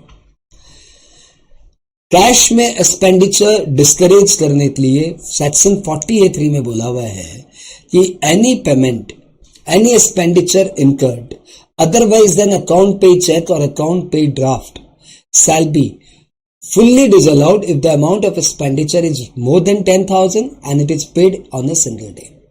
तो कोई भी एक एक्सपेंडिचर किसी एक पार्टी को किसी एक ही दिन में 10,000 से ऊपर का आपने कैश से या बेयरर चेक से या क्रॉस चेक से पेमेंट किया है तो वो एक्सपेंडिचर डिसअलाउड हो जाएगा, लेकिन अकाउंट पे चेक, अकाउंट पे ड्राफ्ट या ECS या अदर नोटिफाइड मोड से पेमेंट किया है तो वो अलाउड हो जाएगा। वैसे ही कैपिटल एक्सपेंडिचर भी यदि आप कैश में करते हो 10,000 से ऊपर का तो फिर उसके ऊपर भी depreciation not allowed. Section 43B में 7 ऐसे एक्सपेंडिचर का नाम दिया हुआ है जिससे आपको रिटर्न फाइलिंग ड्यू डेट के पहले पहले पे करना है। 7 ऐसे एक्सपेंडिचर है जिससे आपके रिटर्न की ड्यू डेट के अंदर अंदर पेमेंट करना है। Due date of filing of return आपको पता है, जिनकी ऑडिट कंपलसरी है उनके लिए 31 अक्टूबर ऑफ द असेसमेंट ईयर, और जिनकी ऑडिट कंपलसरी नहीं है उनके लिए 31 July of the assessment year. तो जिनकी ऑडिट कंपलसरी है उनके लिए 31 अक्टूबर ऑफ द असेसमेंट ईयर, और जिनकी ऑडिट कंपलसरी नहीं है उनके लिए 31 July of the assessment year. तो आई होप आपको ध्यान रहेगा। ओके, और जिनकी ऑडिट कंपलसरी नहीं है उनके लिए 31 जुलाई। तो ये 7 एक्सपेंडिचर यदि आप रिटर्न फाइलिंग डेट के पहले पहले पेमेंट कर देंगे तो अलाउड हो जाएगा, अदरवाइज फिर जिस ईयर में आप पेमेंट करेंगे उस ईयर में अलाउड होगा। ये 7 एक्सपेंडिचर है गवर्नमेंट को taxes to government, payment for use of railway asset, interest to bank, public financial institution NBFC, interest to cooperative bank, and bonus and commission to employee, leave encashment to employee, and employer's contribution to provident fund, gratuity fund, any other approved employee welfare fund। तो ये 7 expenditure return filing की due date के पहले पहले payment करो तो allowed है, और रिटर्न की ड्यू डेट के बाद पेमेंट करो तो जिस ईयर में पेमेंट करेंगे उस ईयर में अलाउड है। इसके अलावा भी कई सारी छोटी छोटी बातें जो आपको दिमाग में रखनी चाहिए, जैसे employees contribution to provident fund, section 36 subsection 1 5A उसको डील करता, बहुत इंपॉर्टेंट है। तो जब एम्प्लॉय की सैलरी से employees contribution to RPF deduct करके रख लेता है तो हमारा लॉ बोलता है, as soon as it has been deducted from the salary of the employee it shall be treated as business income, and if it is timely deposited then it shall be allowed as expenditure। यहां पे timely deposit के ऊपर एक question mark था, कब तक deposit करना है। तो अब लॉ ने इस पे क्लैरिफिकेशन ला दिया कि ये जो PF act, pension fund act, तो इन सब जो लॉ का जो ड्यू डेट है, ईएसआई की ड्यू डेट, पीएफ की ड्यू डेट, पेंशन लॉ की ड्यू डेट, इन सब की ड्यू डेट के पहले पहले इन लॉ में जो ड्यू डेट दी हुई है उस टाइम लिमिट के अंदर अंदर पेमेंट करना है।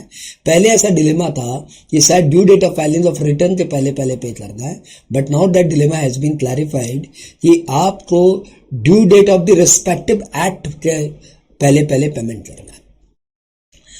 पीजीबीपी अभी तक आपने जितना किया ना, वो आपके न्यूमेरिकल का 50% तो हैंडल करने में सक्षम है। तो पहले हम लोग इतना पार्ट रिवाइंड करते हैं। इसको रिवाइंड करते समय हमने टैच का म्यूजिक बनाया है जो आपके बहुत काम आएगा, और इसके साथ साथ आप गाते जाइएगा।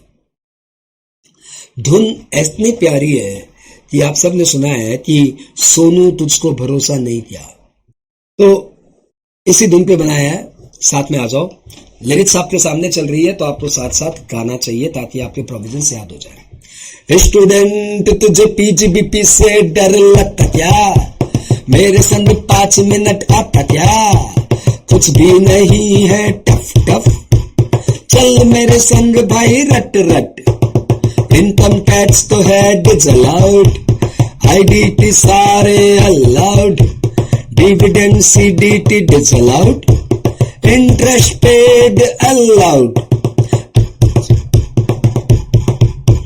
प्रोविजन रिजर्व डिसअलाउड, फेस्टिवल के खर्चे अलाउड, पॉलिटिकल विज्ञापन disallowed, abnormal losses allowed, capital repair disallowed, घर rent repair allowed, rent to proprietor disallowed, rent to partner allowed, depre accounts वाला ऐड कर, डेप्री टैक्स वाला लेस कर, रिसर्च के लिए डोनेशन दे, सारा का सारा डिडक्शन ले, प्रीलिम एक्सपेंस का खर्चा 5 सालों में बट जा, वीआरसी को पेमेंट कर, 5 साल के मजे कर। स्टूडेंट तुझे पीजीबीपी से डर लगता क्या, चिल्ला चिल्ला यूं पढ़ता क्या, 3 बार दोहराएगा सब इजी हो जाएगा, रोते रोते जो पढ़ेगा डेफिनेटली तू मरेगा, धंधे में रिश्ता लगाएगा एक्सेज गोल हो जाएगा, कैश में खर्चा मत कर टुल्लू, बन जाएगा उल्लू, साथ खर्चों का ध्यान रख, ड्यू डेट के पहले पे कर, अकाउंट्स जो ना बनाएगा 25,000 की खाएगा, ऑडिट जो ना कराएगा 1.5 लाख की खाएगा। स्टूडेंट तुझे पीजीबीपी से डर लगता क्या, मेरे संग गाना गाया क्या, बंगाल में हम गाए हैं, मुमरा सरजी बनाए हैं, अच्छा लगा तो लाइक मार, थैंक यू लव यू प्यार प्यार। देखो भैया, ये जो है ना, इसको यदि आप सिर्फ एक गाना ना समझो तो भैया ये तो आपके लिए रामायण है, बाइबल है। जितनी बार गाओगे उतना दिमाग में बजेगा कि कैश में खर्चा मत कर टुल्लू, बन जाएगा उल्लू, धंधे में रिश्ता लगाएगा एक्सेज गोल हो जाएगा। I hope you are mature enough to understand the provisions hidden in this lyric. तो आपको इस गाने को 2-3 बार को कम से कम रिवाइंड करके सुनना है और साथ साथ गाना है। एक बार जब मेरे 44 AD वाले प्रोविजंस और हो जाएंगे तब मैं इस गाने में अभी तक जो कट करके रिवाइंड नहीं किया था ये सारे पोर्शन भी फिर मैं उस समय कवर कर लूंगा, ठीक है, ये वाले पोर्शन। तो आपने अभी पीजीबीपी में कौन कौन से एक्सपेंडिचर अलाउड है, कौन कौन से एक्सपेंडिचर डिसअलाउड है, इसकी एक समरी सुनी। अब आप डेप्रिसिएशन वाले टॉपिक में आ जाइए। डेप्रिसिएशन वाले टॉपिक में ऐसा बोला हुआ है कि डेप्रिसिएशन आपको तभी अलाउड होगा व्हेन आपके 2 कंडीशन सेटिस्फाई हो जाए। पहली बात, SEC is the owner of the asset, and number 2, the asset is used for business. Owner में हम लोग हायर परचेजर को भी ओनर मानते हैं। एंड यूज फॉर बिजनेस में ध्यान रखिएगा, if the asset is actively use या पैसिवली यूज, दोनों यूज माना जाएगा। Passive use includes ready to use. Depreciation में ब्लॉक ऑफ एसेट के कॉन्सेप्ट पे डेप्रिसिएशन चार्ज होता है, यानी जितने भी सिमिलर नेचर और सिमिलर रेट ऑफ डेप्रिसिएशन वाली एसेट है उनका एक ब्लॉक बनाया जाता है और फिर उस ब्लॉक पे डेप्रिसिएशन चार्ज किया जाता है। फॉर्मेट आपको पता है, opening WDV, add addition during the year and less money payable on sale of such asset. अब ये जो वैल्यू बची ना, XYZ हम लोग इसको बोलते हैं समझने के लिए, XYZ पे डेप्रिसिएशन चार्ज होगा। ये ध्रुव सत्य है कि ये सारा कैलकुलेशन करने के बाद जो वैल्यू बची XYZ, इस पे डेप्रिसिएशन चार्ज होगा। और यदि आपका XYZ नेगेटिव हो गया तो डेप्रिसिएशन चार्ज ही नहीं होगा। The negative value will be termed as short term capital gain. और यदि आपका XYZ पॉजिटिव है लेकिन ब्लॉक में कोई रियल एसेट नहीं है, तब भी डेप्रिसिएशन चार्ज नहीं होगा और उस XYZ को हम लोग बोलेंगे short term capital loss. Depreciation charge करते समय टाइम इफेक्ट को ध्यान रखिएगा कि डेट ऑफ सेल का तो कोई रेलिवेंट ही नहीं है। आप चाहे तो 4 अप्रैल को बेचिए और चाहे तो 31 मार्च को बेचिए, date of sale is irrelevant. Date of purchase का रेलिवेंस है, if the asset is purchase during the year and put to use for less than 180 days, तो फिर आपको डेप्रिसिएशन हाफ ईयर का मिलेगा। एंड टू बी नोटेड, ये जो depreciation half year का मिलेगा वो तभी मिलेगा if asset is purchase during the year as well as it is put to use for less than 180 days, तभी हाफ ईयर का डेप्रिसिएशन चार्ज होगा, अदरवाइज फुल ईयर डेप्रिसिएशन। अब इसमें एडिशनल डेप्रिसिएशन को आप और पंच करिए। Additional depreciation is allowed to a manufacturing undertaking, assessee चाहे जो भी हो, individual, HUF, firm, company, applicable to all assessee. Condition is that assessee is using the asset for manufacturing purposes और उसने इसको अपनी प्लांट एंड इसने इसको अपनी फैक्ट्री में लगाया है। न्यू प्लांट एंड मशीनरी पे एडिशनल डेप्रिसिएशन अलाउड है। यदि आप किसी एसेट को, यदि आप किसी प्लांट एंड मशीनरी को अपनी ऑफिस में लगाते हो, गोडाउन में लगाते हो, तो इसके ऊपर आपको एडिशनल डेप्रिसिएशन नहीं मिलेगा। एडिशनल डेप्रिसिएशन तभी मिलता है when the asset is installed in factory. Factory में इंस्टॉल करने के बाद it is eligible for additional depreciation, but office appliances is not eligible और motor vehicle, aircraft and vessels are not eligible for additional depreciation. Second hand asset is not eligible for depreciation, additional depreciation, and building furniture, intangible asset are not eligible for additional depreciation. और यदि आप किसी asset के ऊपर straight line method of depreciation claim करते हैं तो फिर इस पे additional depreciation is not eligible. इन सब बातों के बाद एडिशनल डेप्रिसिएशन में आप ये भी बात ध्यान रखिएगा कि यदि कोई एडिशनल डेप्रिसिएशन आप asset less than 180 days use करते हो तो एडिशनल डेप्रिसिएशन भी हाफ हो जाएगा और बैलेंस हाफ एडिशनल डेप्रिसिएशन आपको अगले साल में मिलेगा।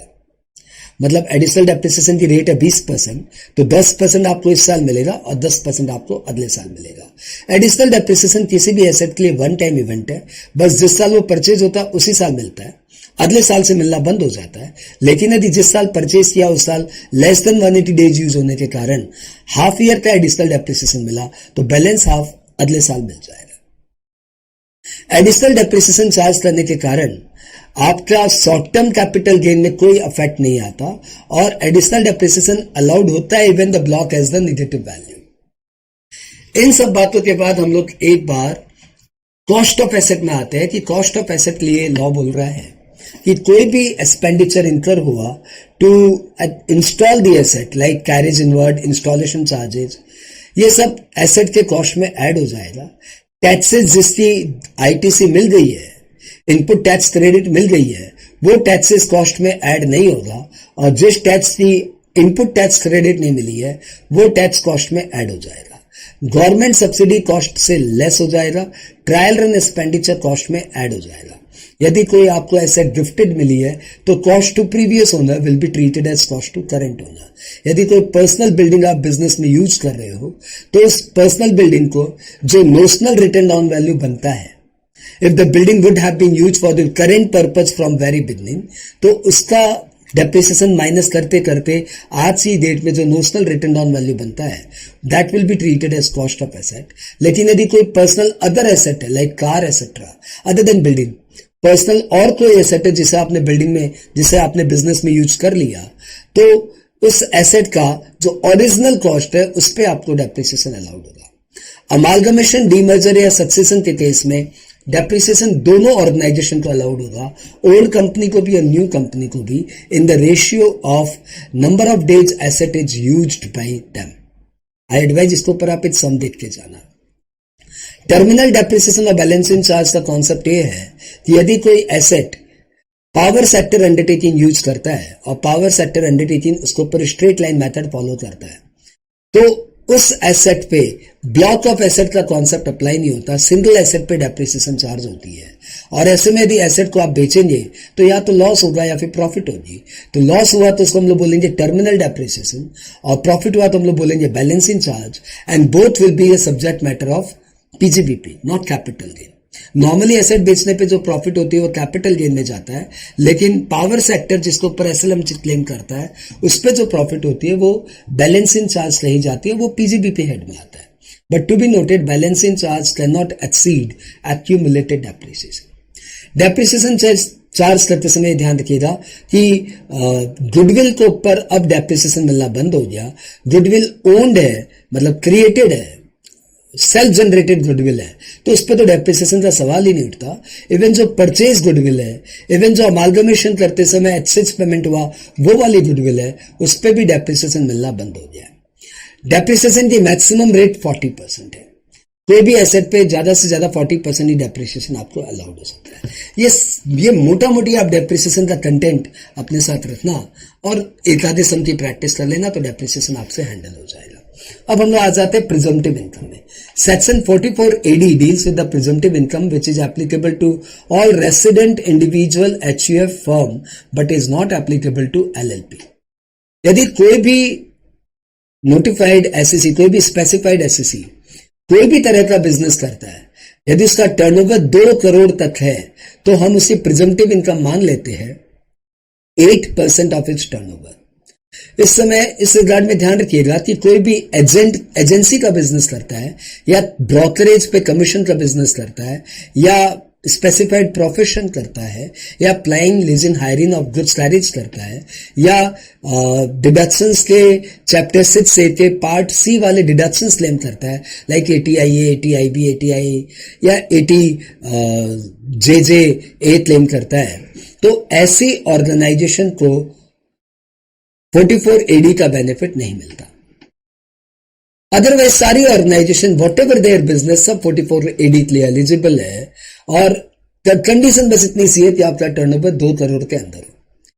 अब इस रिगार्ड में भी अच्छी बात यह है कि इनका 6% प्रिजम्पटिव इनकम भी माना जा सकता है उन टर्नओवर पे, टर्नओवर के उस पार्ट पे जो कि इन्होंने अकाउंट पे चेक, अकाउंट पे ड्राफ्ट या इलेक्ट्रॉनिक क्लियरिंग सिस्टम या नोटिफाइड मेथड से रिसीव कर लिया है by due date of filing of return. तो due date of filing of return के पहले पहले टर्नओवर का जितना भी पार्ट अकाउंट पे चेक, अकाउंट पे ड्राफ्ट, ECS या नोटिफाइड मैकेनिज्म से आपको रिसीव हो गया है, उस टर्नओवर के ऊपर 6% और बाद बाकी टर्नओवर पे 8% प्रिजम्पटिव इनकम कंप्यूट होगी। प्रिजम्पटिव इनकम यदि आपने अडॉप्ट कर लिया तो फिर आपको और कोई एक्सपेंडिचर अलाउड नहीं होगा, लेकिन डिडक्शन अंडर चैप्टर 6 से तो अलाउड होंगे, सेट ऑफ तो अलाउड हो गई, डेप्रिसिएशन अलाउड नहीं होगा, अनअब्जॉर्ब डेप्रिसिएशन अलाउड नहीं होगा। जो भी लोग 44 AD ऑप्ट कर लेते हैं उन्हें एडवांस टैक्स 4 इंस्टॉलमेंट में नहीं देना पड़ता, उन्हें बस एक इंस्टॉलमेंट में एडवांस टैक्स देना है। 15 मार्च को अपना पूरा 100% एडवांस टैक्स दे दीजिए। 44 AD जिन्होंने ऑप्ट कर लिया उन्हें अकाउंट्स मेंटेन करने की दरकार नहीं है और ऑडिट भी नहीं कराना है। लेकिन यदि 44 AD आपने ऑप्ट नहीं किया तो फिर अकाउंट्स आपके लिए मैंडेटरी है और ऑडिट आपके लिए कंपलसरी है। 44 AD का ऑप्शन यदि आपने एक बार डिनाई कर दिया तो फिर 5 साल तक 44 AD आप ऑप्ट नहीं कर पाएंगे। That is the summary of 44 AD. We move to next section 44 ADA. This is applicable to professionals.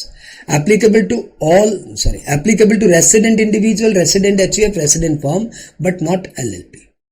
अब ये स्पेसिफाइड एसएससी यदि कोई भी स्पेसिफाइड प्रोफेशन करते हैं like lawyer, doctor, engineer, charter accountant, company secretary, cost accountant, interior decorator, film artist, ये IT professionals, इस तरह के स्पेसिफाइड प्रोफेशन करते हैं तो उनका यदि ग्रॉस रिसीट 50 लाख के अंदर है तो वो इस स्कीम में आ सकते हैं, 44 एडीए ऑप्ट कर सकते हैं। इस स्कीम में उनकी प्रिजम्पटिव इनकम मानी जाती है 50% ऑफ ग्रॉस रिसीट, और फिर कोई एक्सपेंडिचर अलाउड नहीं होता, डेप्रिसिएशन अलाउड नहीं होता, अनअब्जॉर्ब डेप्रिसिएशन अलाउड नहीं होता, लेकिन डिडक्शंस अलाउड होता है। चैप्टर 6 से डिडक्शंस अलाउड होते हैं।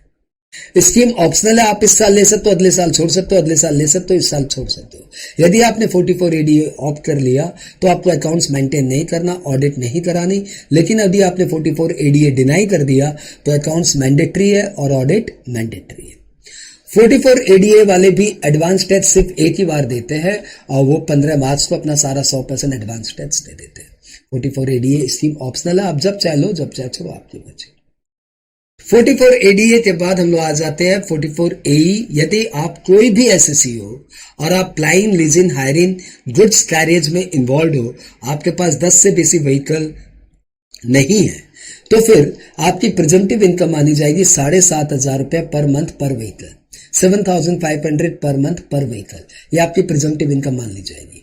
लेकिन यदि आपके पास हैवी वेट व्हीकल है तो हैवी वेट व्हीकल की हम प्रिजम्पटिव इनकम मानेंगे 1,000 पर टन, 1,000 पर टन। हैवी वेट व्हीकल मतलब 12 टन से ज्यादा की व्हीकल है और उस व्हीकल का फिर हम लोग प्रिजम्पटिव इनकम मानेंगे 1,000 पर टन पर मंथ। व्हीकल यदि आप हायर परचेज में लेते हो तब भी आप उसके ओनर माने जाएंगे, और आपके पास ध्यान रखिएगा 10 से बेसी व्हीकल कभी नहीं होनी चाहिए during the entire previous year. पूरे प्रीवियस ईयर में एक दिन के लिए भी यदि आपके पास 10 से बेसी व्हीकल हो गई तो फिर आप 44 एई ऑप्ट नहीं कर पाएंगे। 44 एई स्कीम ऑप्शनल, आप जिस चाहे में लो, जब चाहे छोड़ दो। 44 एई जब आपने व्हीकल लिया वहीं से इसका काउंटिंग शुरू हो जाएगा, नो मैटर वो व्हीकल आपने कब पुट टू यूज किया। यदि आप मंथ में थोड़े से समय भी व्हीकल यूज कर लेते हो, जैसे आपने 3 दिसंबर को व्हीकल बेच दिया, तब भी दिसंबर महीने के लिए काउंटिंग हो जाएगी। Even the vehicle is use for a single day during the month, that month will be counted for presumptive income. यदि आप 44 एई ऑप्ट करते हो तो फिर आपके ऊपर अकाउंट से रिस्पॉन्सिबिलिटी नहीं है, ऑडिट आपको नहीं करानी। लेकिन 44 एई आप डिनाई करते हो तो अकाउंट्स मैंडेटरी है, ऑडिट मैंडेटरी है। इसमें भी वही सब बातें जो 44 एई ऑप्ट कर लेते हैं, उनको कोई एक्सपेंडिचर अलाउड नहीं है, डेप्रिसिएशन अलाउड नहीं है, अनअब्जॉर्ब डेप्रिसिएशन अलाउड नहीं है। लेकिन यदि आप 44 एई ऑप्ट करते हो तब भी आपको डिडक्शंस मिलेगा, सेट ऑफ मिलेगा। यानी मोटा मोटी बेसिक प्रोविजन तीनों प्रिजम्पटिव इनकम के सेक्शंस में एक ही है। 2 सेक्शन और सुनो, ये थ्योरी के सेक्शन है लेकिन वाइटल है। 44 AA मेंटेनेंस ऑफ अकाउंट्स और 44 AB ऑडिट। तो 44 AA में बोला हुआ है कि जो स्पेसिफाइड प्रोफेशन करते हैं, यदि पिछले 3 साल में तीनों साल उनकी ग्रॉस रिसीट 1.5 लाख से ज्यादा है, they need to prepare the accounts as per rule 6F।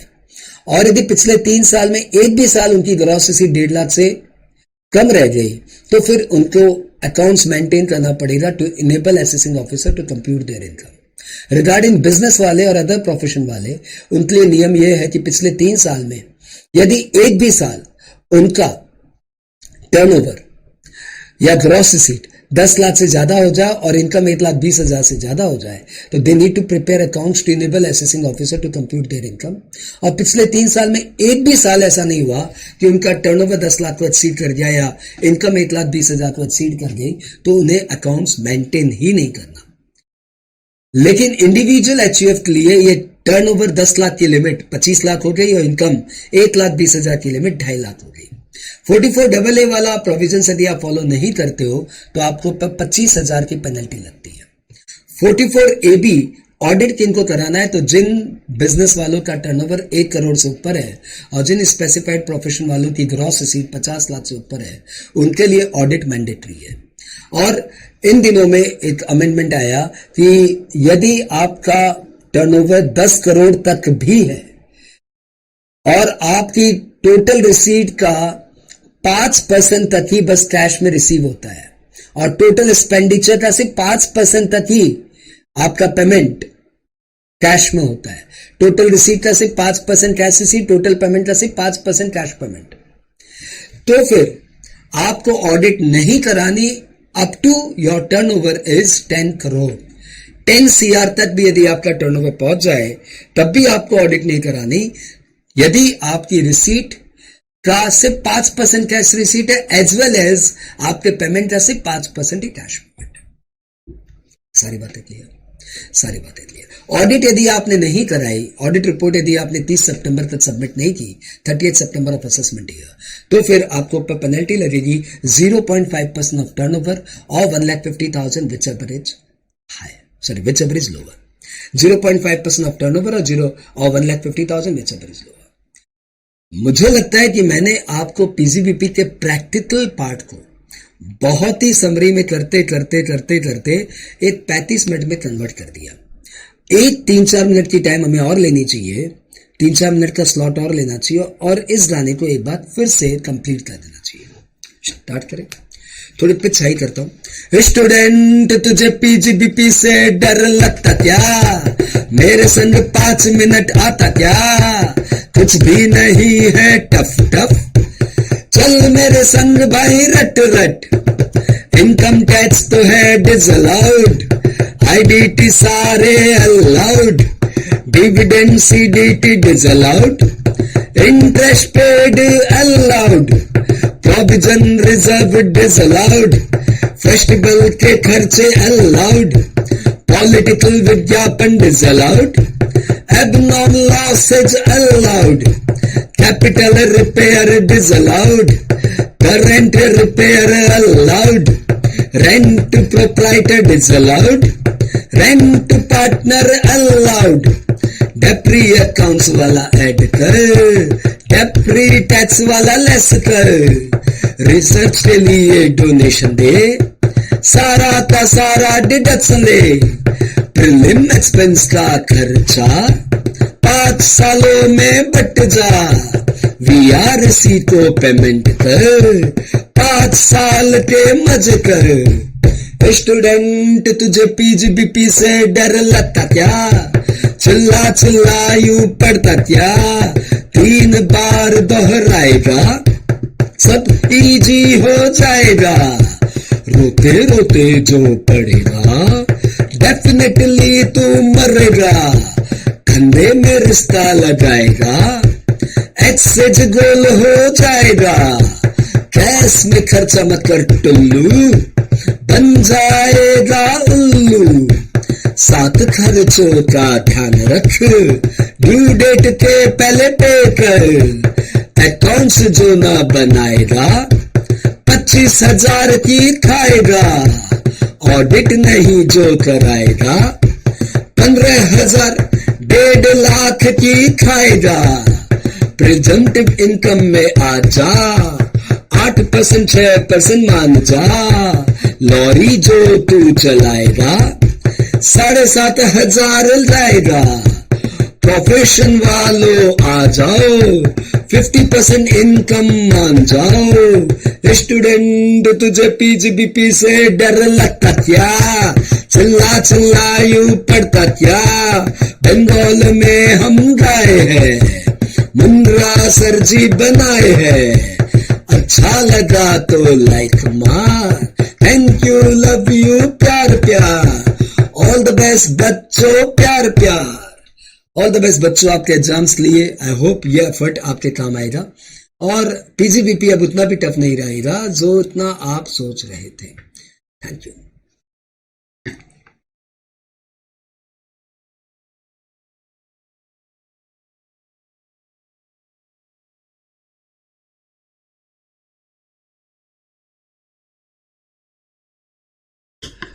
Hello friends, कोई भी चैप्टर 5 से 10 मिनट में रिवाइज किया जा सकता है यदि अपने कंसंट्रेशन से पढ़े। इसी के डेमोन्स्ट्रेशन में हम income from other sources chapter उठाए हैं और इसमें हमने गिफ्ट को कवर नहीं किया है। टॉपिक को आप कई सारे सेगमेंट्स में डिवाइड करिए। पहला इंट्रो, दूसरा फैमिली पेंशन, तीसरा कंपोजिट रेंट, चौथा कैजुअल इनकम, पांचवा डिविडेंड और उसके बाद miscellaneous like letting out of plant machinery furniture etcetera. सबसे पहले अपने स्टार्ट करते हैं इंट्रो से। Income from other sources section 56 से 59 तक है और इस हेडर को हम लोग खुदा सेक्शन कहते हैं, खुदा हेडर कहते हैं कि जिसका कोई नहीं उसका तो इनकम फ्रॉम अदर सोर्सेज है यारो। तो इनकम फ्रॉम अदर सोर्सेज में जो इनकम पिछले 4 हेड में नहीं आती वो यहां आती है। कुछ खास एग्जांपल्स इसके, जैसे interest income, dividend income, casual income like lottery, betting, gambling, family pension income, rent from land, copy evaluation करने की fees, director fees, etcetera etcetera. We start with a sub topic family pension. Employee के death के बाद यदि employ की family को pension मिलती है तो that is taxable as income from other sources और इस फैमिली पेंशन से एक स्टैंडर्ड डिडक्शन आपको मिलता है at the rate 1/3 of the pension of 15,000 which ever is lower. अगला इसमें टॉपिक आता है कंपोजिट रेंट। यदि कोई प्रॉपर्टी आप भाड़े पे देते हो उसके साथ प्लांट, मशीनरी, फर्नीचर भी लेट आउट की हुई है और रेंट स्प्लिट नहीं किया हुआ, रेंट कंपोज्ड है, यानी कंपोज्ड ऑफ ऑल फैक्टर्स एक रेंट है, तो ऐसे में इस इनकम को हम लोग इनकम फ्रॉम अदर सोर्सेज में ले आते हैं। लेकिन यदि रेंट स्प्लिट किया हुआ है, यदि आप ये बता सकते हैं कि इस कंपोजिट रेंट में कितना हाउस प्रॉपर्टी का पार्ट है और कितना प्लांट, मशीनरी, फर्नीचर का पार्ट है, तो फिर हाउस प्रॉपर्टी का rent income from house property में जाएगा और प्लांट, मशीनरी, फर्नीचर या अदर सर्विसेज का charges income from other sources में जाएगा। पेइंग गेस्ट का जो चार्जेस हम लोग लेते हैं that is normally we charge under the head income from other sources. अगला टॉपिक आता है इसमें casual income. Casual income includes lottery, betting, gambling, team 11, Kaun Banega Crorepati जैसे टीवी गेम शोज। इन कैजुअल इनकम में आप 5 बातों का ध्यान रखना। पहली बात, ये इनकम 30% की रेट से टैक्सेबल होती है। दूसरी बात, इस इनकम में कोई एक्सपेंडिचर अलाउड नहीं होता। तीसरी बात, इस इनकम से एग्जेम्प्टेड सेलिंग भी अलाउड नहीं होता। चौथी बात, इस इनकम से आपको डिडक्शंस भी अलाउ नहीं होता। एंड पांचवी बात, इस इनकम पे टीडीएस कटता है 30%। तो यदि आपको लॉटरी रिसीव दिया हुआ है तो आपको उसे ग्रॉसअप करना पड़ेगा, यानी lottery receive divided by 70% equal to lottery income. और यदि टीडीएस में सरचार्ज एंड सेस भी है तो अकॉर्डिंगली वो 70% को थोड़ा सा एडजस्ट कर लेना। जनरली कुछ नहीं बोले तो हम लोग 70% ही ले लेंगे। आगे बात करें, अगला टॉपिक इसमें आता है लेटिंग out of plant, machinery, furniture. यदि आपने प्लांट, मशीनरी, फर्नीचर भाड़े पे दिया है बिजनेस के और आपका बिजनेस कंटिन्यूड है तो फिर वो letting out of plant and machinery and furniture will be taxable under the head PGBP. लेकिन यदि letting out of plant and machinery furniture हुआ है after closure of business then it will be taxable under the head income from other sources. अगला topic उठाता हूं dividend. Section 222 में dividend की definition दी हुई है। 5 पॉइंट की डेफिनेशन है।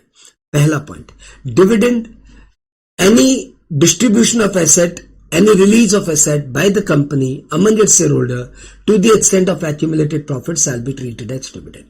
दूसरा point, any bonus debenture or bonus deposit given by company to its shareholder then to the extent of accumulated profit it shall be treated as dividend. तीसरा, any release of asset on liquidation of company, any release of asset on liquidation of company by the company among equity shareholder to the extent of accumulated profit shall be treated as dividend. Any reduction of equity capital causing release of asset to the extent of accumulated profit, it shall be treated as dividend. And last and most important, any loan given by a closely held company to its specified member having 10% or more voting power to the extent of accumulated profit shall be treated as dividend. Dividend का tax treatment ये है कि चाहे Indian company का dividend हो या foreign company का dividend, दोनों ही डिविडेंड रेसिपिएंट यानी कि शेयर होल्डर के हाथ में टैक्सेबल होंगे। और इस डिविडेंड से कोई एक्सपेंडिचर आपको अलाउ नहीं होगा, सिर्फ एक एक्सपेंडिचर अलाउ होगा और उस एक्सपेंडिचर का नाम है interest on loan taken to purchase share etcetera. लेकिन वो इंटरेस्ट ऑन लोन भी अलाउड होगा to the maximum of 20% of dividend. Dividend आपने किया, कैजुअल इनकम आपने किया, फैमिली पेंशन आपने किया, कंपोजिट रेंट आपने किया और आपने किया फैमिली पेंशन। इतना सा टॉपिक है, यदि और थोड़ा सा इसको एक्सटेंड करना है तो आप बॉन्ड वॉशिंग ट्रांजेक्शन भी कर लो कि if a person transfers debentures और bonds just few days before the record date and reacquire such debenture or bond within few days after the due date, then interest on such debenture shall be taxable in the hands of transferor. However, if the assessee proves to the satisfaction of the assessing officer that the transaction was not systematic but accidental and no such transaction occurred in last 3 years, then this provision will not apply. इसके अलावा तो income from other sources में कुछ नहीं पढ़ना है. Gift को मैंने अलग चैप्टर में रिकॉर्ड किया है.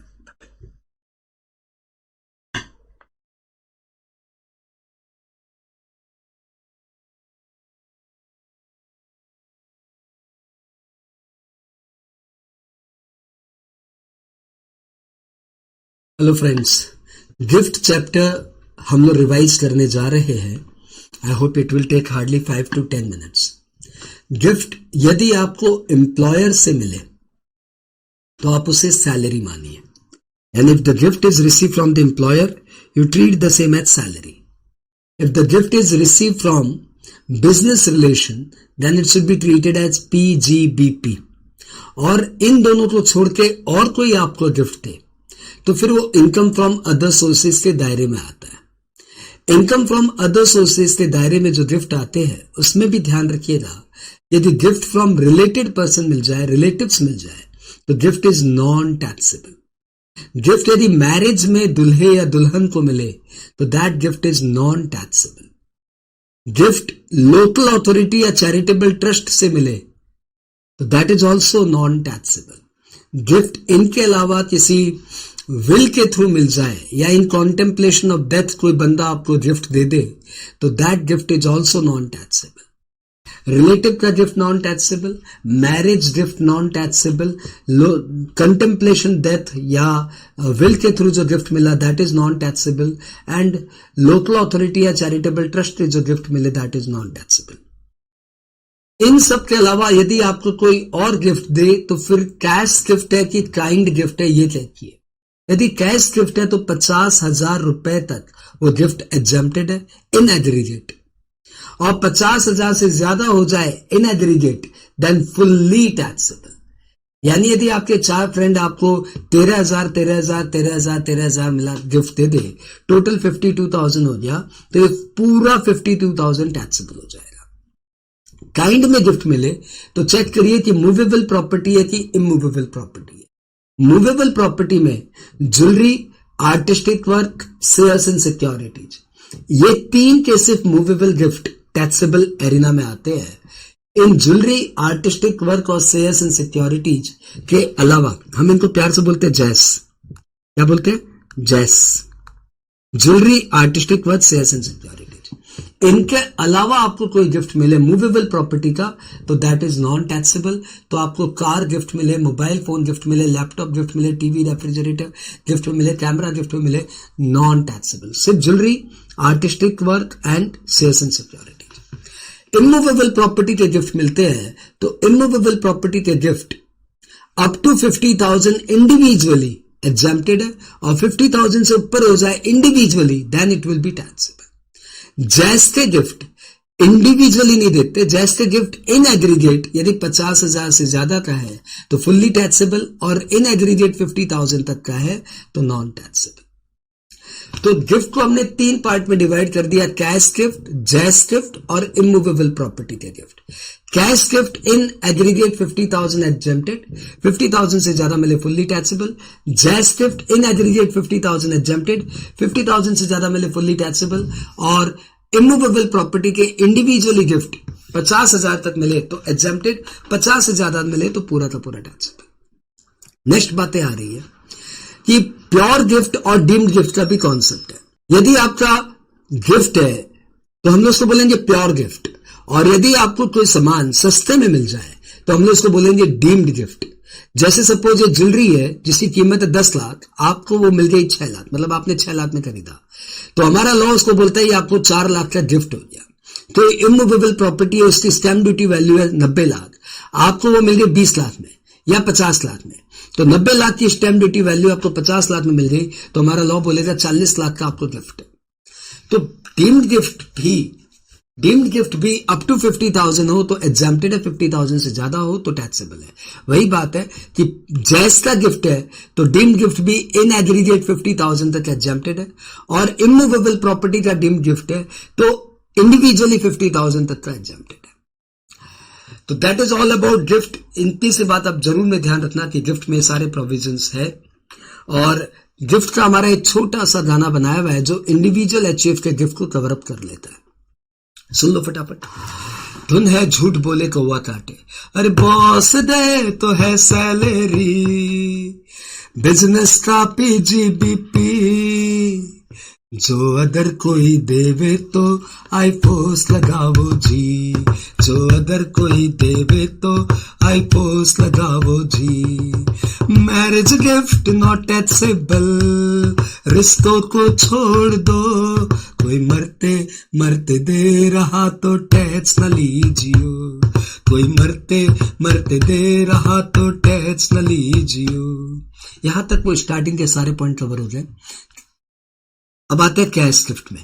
कैश गिफ्ट 50,000 तक छोड़ दो, उसके ऊपर फिर टैक्स करो, हाँ पूरा पूरा टैक्स करो। काइंड में गिफ्ट जो मिले तो जैस को टैक्स करो, अरे काइंड में गिफ्ट जो मिले तो जैस को टैक्स करो, चाहे प्योर हो या डीम्ड हो सबको टैक्स करो, चाहे प्योर हो या डीम्ड हो सबको टैक्स करो। बॉस दे तो है सैलरी, बिजनेस का पीजीबीपी, जो अगर कोई देवे तो आईफोस लगावो जी।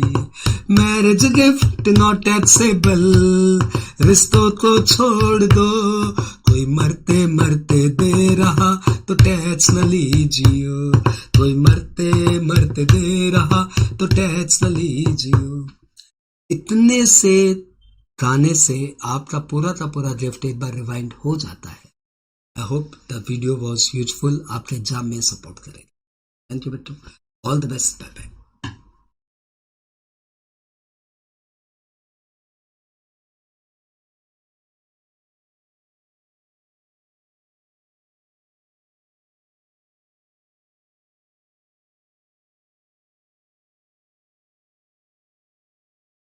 टॉपिक का नाम है क्लबिंग ऑफ इनकम। हम लोग इसका करने जा रहे हैं एक short summary recap. Clubbing of income मतलब किसी और की इनकम आपके हाथ में टैक्सेबल होगी, मतलब कमाया किसी और ने परंतु टैक्सेबल आपके हाथ में होगी। इनकम किसी और की है परंतु आपके हाथ में टैक्सेबल होगी। ये टॉपिक जैसे फॉर एग्जांपल मैं आपको बताऊं, माइनर की इनकम उसके पेरेंट्स के हाथ में क्लब हो जाती है। कमाया माइनर ने है, इनकम माइनर के हाथ में, लेकिन टैक्स देंगे उसके पेरेंट्स, वो उनके पेरेंट्स के साथ क्लब हो जाती है, पेरेंट्स की इनकम के साथ क्लब हो जाती है।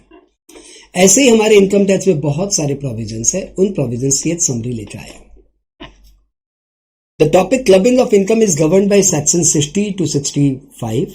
अच्छा टॉपिक है, आसान टॉपिक है। As per section 60, if a person transfer his income to another without transferring income generating asset, then income so transferred will be clubbed in the hands of transferor.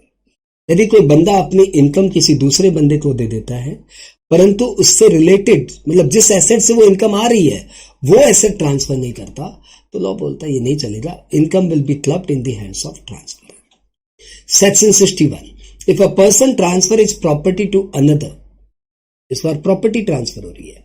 If a person transfer is property to another under a revocable clause, then the income from such property shall be clubbed in the hands of transferor. यदि कोई बंदा अपनी property किसी दूसरे बंदे को दे देता है परंतु under a revocable clause, revocable clause मतलब मैं जब चाहे प्रॉपर्टी वापस ले सकता हूं, या कुछ हैपनिंग होने पे प्रॉपर्टी वापस मेरे पास आ जाएगी, या कुछ टाइम के बाद ये प्रॉपर्टी मेरे पास वापस आ जाएगी। All these are revocable clause, यानी जिसमें ट्रांसफरर का प्रॉपर्टी को वापस लेने का या पार्ट ऑफ द प्रॉपर्टी को वापस लेने का या प्रॉपर्टी की इनकम पे या प्रॉपर्टी की पार्ट ऑफ द इनकम पे उसका कोई हक है, तो that is called revocable transfer. लेकिन यदि कोई बंदा अपनी प्रॉपर्टी किसी दूसरे बंदे को फॉर लाइफ टाइम बेनिफिट के लिए ट्रांसफर करे कि जब तक जिंदा रहना इस प्रॉपर्टी पे रहना, तब then the revocable clause provisions नहीं अप्लाई होगा, सेक्शन 61 अप्लाई नहीं होगा, जिसकी इनकम है वही टैक्स देगा। सेक्शन 64 सबसेक्शन 1 क्लॉज 3, इसमें बोला हुआ है कि if an individual has a substantial interest in a concern and his spouse derives remuneration from the concern without technical or professional qualification, then the remuneration to spouse will be clubbed in the hands of individual. यदि कोई एक भाई साहब की किसी concern में substantial interest है और उनकी वाइफ यानी भाभी जी जिनके पास कोई टेक्निकल या प्रोफेशनल क्वालिफिकेशन नहीं है, she is completely not fit for the job, फिर भी वो इस कंपनी में काम कर रही है, पति की कंपनी में काम कर रही है, क्योंकि पति का सब्सटेंशियल इंटरेस्ट है कंसर्न में और वहां से उनको रेम्यूनरेशन मिल रहा है, तो लॉ बोल रहा है the remuneration will be clubbed in the hands of पति देव। सेक्शन यहाँ पे substantial interest means the person himself और टुगेदर विथ रिलेटिव होल्ड्स 20% और more voting power in the concern और 20% और more share of profit in the concern. Section 64(1)(4), if an individual transfer his property other than house property to his spouse or to his spouse without adequate consideration, then the income from the property shall be clubbed in the hands of transferor. यदि कोई बंदा house property को छोड़ के और कोई property अपनी wife को देता है या अपने स्पाउस को देता है विदाउट एडिक्वेट कंसिडरेशन, तो उस प्रॉपर्टी से जो भी इनकम आ रही है that will be clubbed in the hands of transfer. House property को इसलिए छोड़ दिया गया क्योंकि हाउस प्रॉपर्टी सेक्शन 27 से गवर्नड है। इस रिगार्ड में ध्यान रखिएगा, पिन मनी से यदि स्पाउस को कोई इनकम हो रही हो तो that will not be clubbed. स्त्री धन हाउस होल्ड सेविंग से यदि स्पाउस को कोई इनकम हो रही हो तो that will not be clubbed. Income on income will not be clubbed and capital gains will also be clubbed. यदि वो पैसे किसी रनिंग बिजनेस में लग गए तो बिजनेस से आने वाली proportionate income shall be clubbed, और यदि वो पैसे किसी पार्टनरशिप फर्म में लगाए गए तो पार्टनरशिप फर्म से इंटरेस्ट ऑन कैपिटल जो आ रहा है दैट शैल बी क्लब्ड। उसके बाद हमने किया सेक्शन 64(1)(8), यदि आप कोई प्रॉपर्टी डायरेक्टली और इनडायरेक्टली सन्स वाइफ के बेनिफिट के लिए ट्रांसफर करते हो, the property has been transferred to sons wife or to someone else for the benefit of son's wife, then the income from the property shall be clubbed in the hands of transferor. If an individual transfers a property to his son's wife without adequate consideration, then the income from the property shall be clubbed in the hands of transferor. बोलने की बात ही नहीं है, the relation must subsist as on date of transfer as well as on date of accrual of income. ठीक है। Section 64(1)(a), minor को यदि कोई इनकम होती है तो वो माइनर की इनकम, माइनर की passive income shall be clubbed in the hands of either of his parents whose income is higher. और एक बार माइनर ने जो कमिटमेंट कर दिया वो कमिटमेंट कर दिया, यानी एक बार माइनर की इनकम जिसके साथ क्लब हो गई उसके साथ वो इनकम क्लब होती ही रहेगी unless assessing officer decides otherwise. यदि माइनर ने अपने स्किल या अपने एफर्ट से पैसे कमाया तो वो इनकम माइनर के हाथ में टैक्सेबल होते हैं और वो इनकम पेरेंट्स के साथ क्लब नहीं होती। यदि माइनर हैंडीकैप्ड है तो माइनर की इनकम पेरेंट्स के साथ क्लब नहीं होती, माइनर उस पर खुद टैक्स देता है। यदि माइनर की इनकम पेरेंट्स के साथ क्लब हुई है तो पेरेंट्स को 1500 तक का 1500 सालाना एक डिडक्शन मिलता है under section 10 sub section 32। Minor यदि मेजर हो गया इस साल तो proportionate income shall be clubbed in the hands of parents, यानी जब तक वो माइनर था तब तक की इनकम पेरेंट्स के हाथ में क्लब हो जाएगी। माइनर के पेरेंट्स यदि अलाइव नहीं है, जिंदे नहीं है, दोनों मर गए अनफॉर्चुनेटली, तो फिर माइनर की इनकम माइनर के हाथ में टैक्स होगी, फिर वो उसके गार्जियन के हाथ में क्लब नहीं होगी।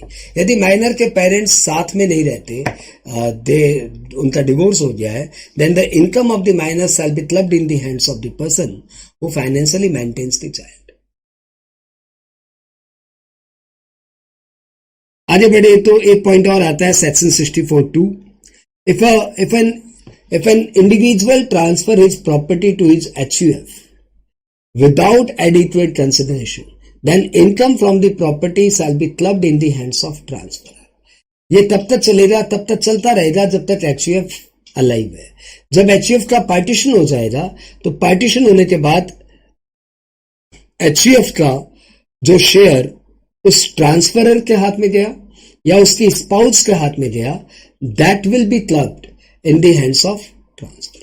जैसे ए ने अपनी प्रॉपर्टी एचयूएफ में ट्रांसफर कर दी, तो विदाउट एडिक्वेट कंसिडरेशन, तो इस प्रॉपर्टी से जो भी इनकम आ रही है वो ए के हाथ में टैक्सेबल होगी, चलती रहेगी चलती रहेगी चलती रहेगी।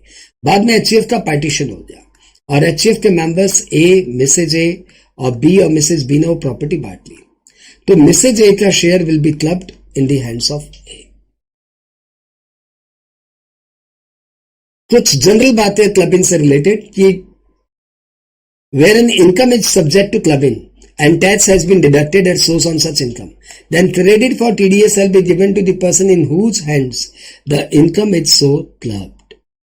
तो जिसके हाथ में इनकम क्लब हुई उसी का टीडीएस का बेनिफिट भी चला जाता है। एडवांस टैक्स, क्लब्ड इनकम पे भी आपको एडवांस टैक्स देना पड़ेगा और डिडक्शन अंडर चैप्टर 6 से भी क्लब्ड इनकम पे मिलता है। और इनकम जब क्लब होती है तो हेड वाइज क्लब होती है, न कि सारी क्लब्ड इनकम अदर सोर्सेज में डाल दो, नहीं, इनकम हेड वाइज क्लब होती है। इनकम पहले कंप्यूट होती है उसके बाद क्लब होती है। तो ये 4-5 बातें राष्ट्रीय आप और ध्यान रखना क्लबिंग ऑफ इनकम प्रोविजन को हैंडल करते समय। आई होप ये बहुत ही शॉर्ट वीडियो, सिर्फ 8 मिनट में हमने क्लबिंग आपको फटाफट सुना दिया, समझाने की कोशिश नहीं की, सिर्फ रिवाइज करने की कोशिश की।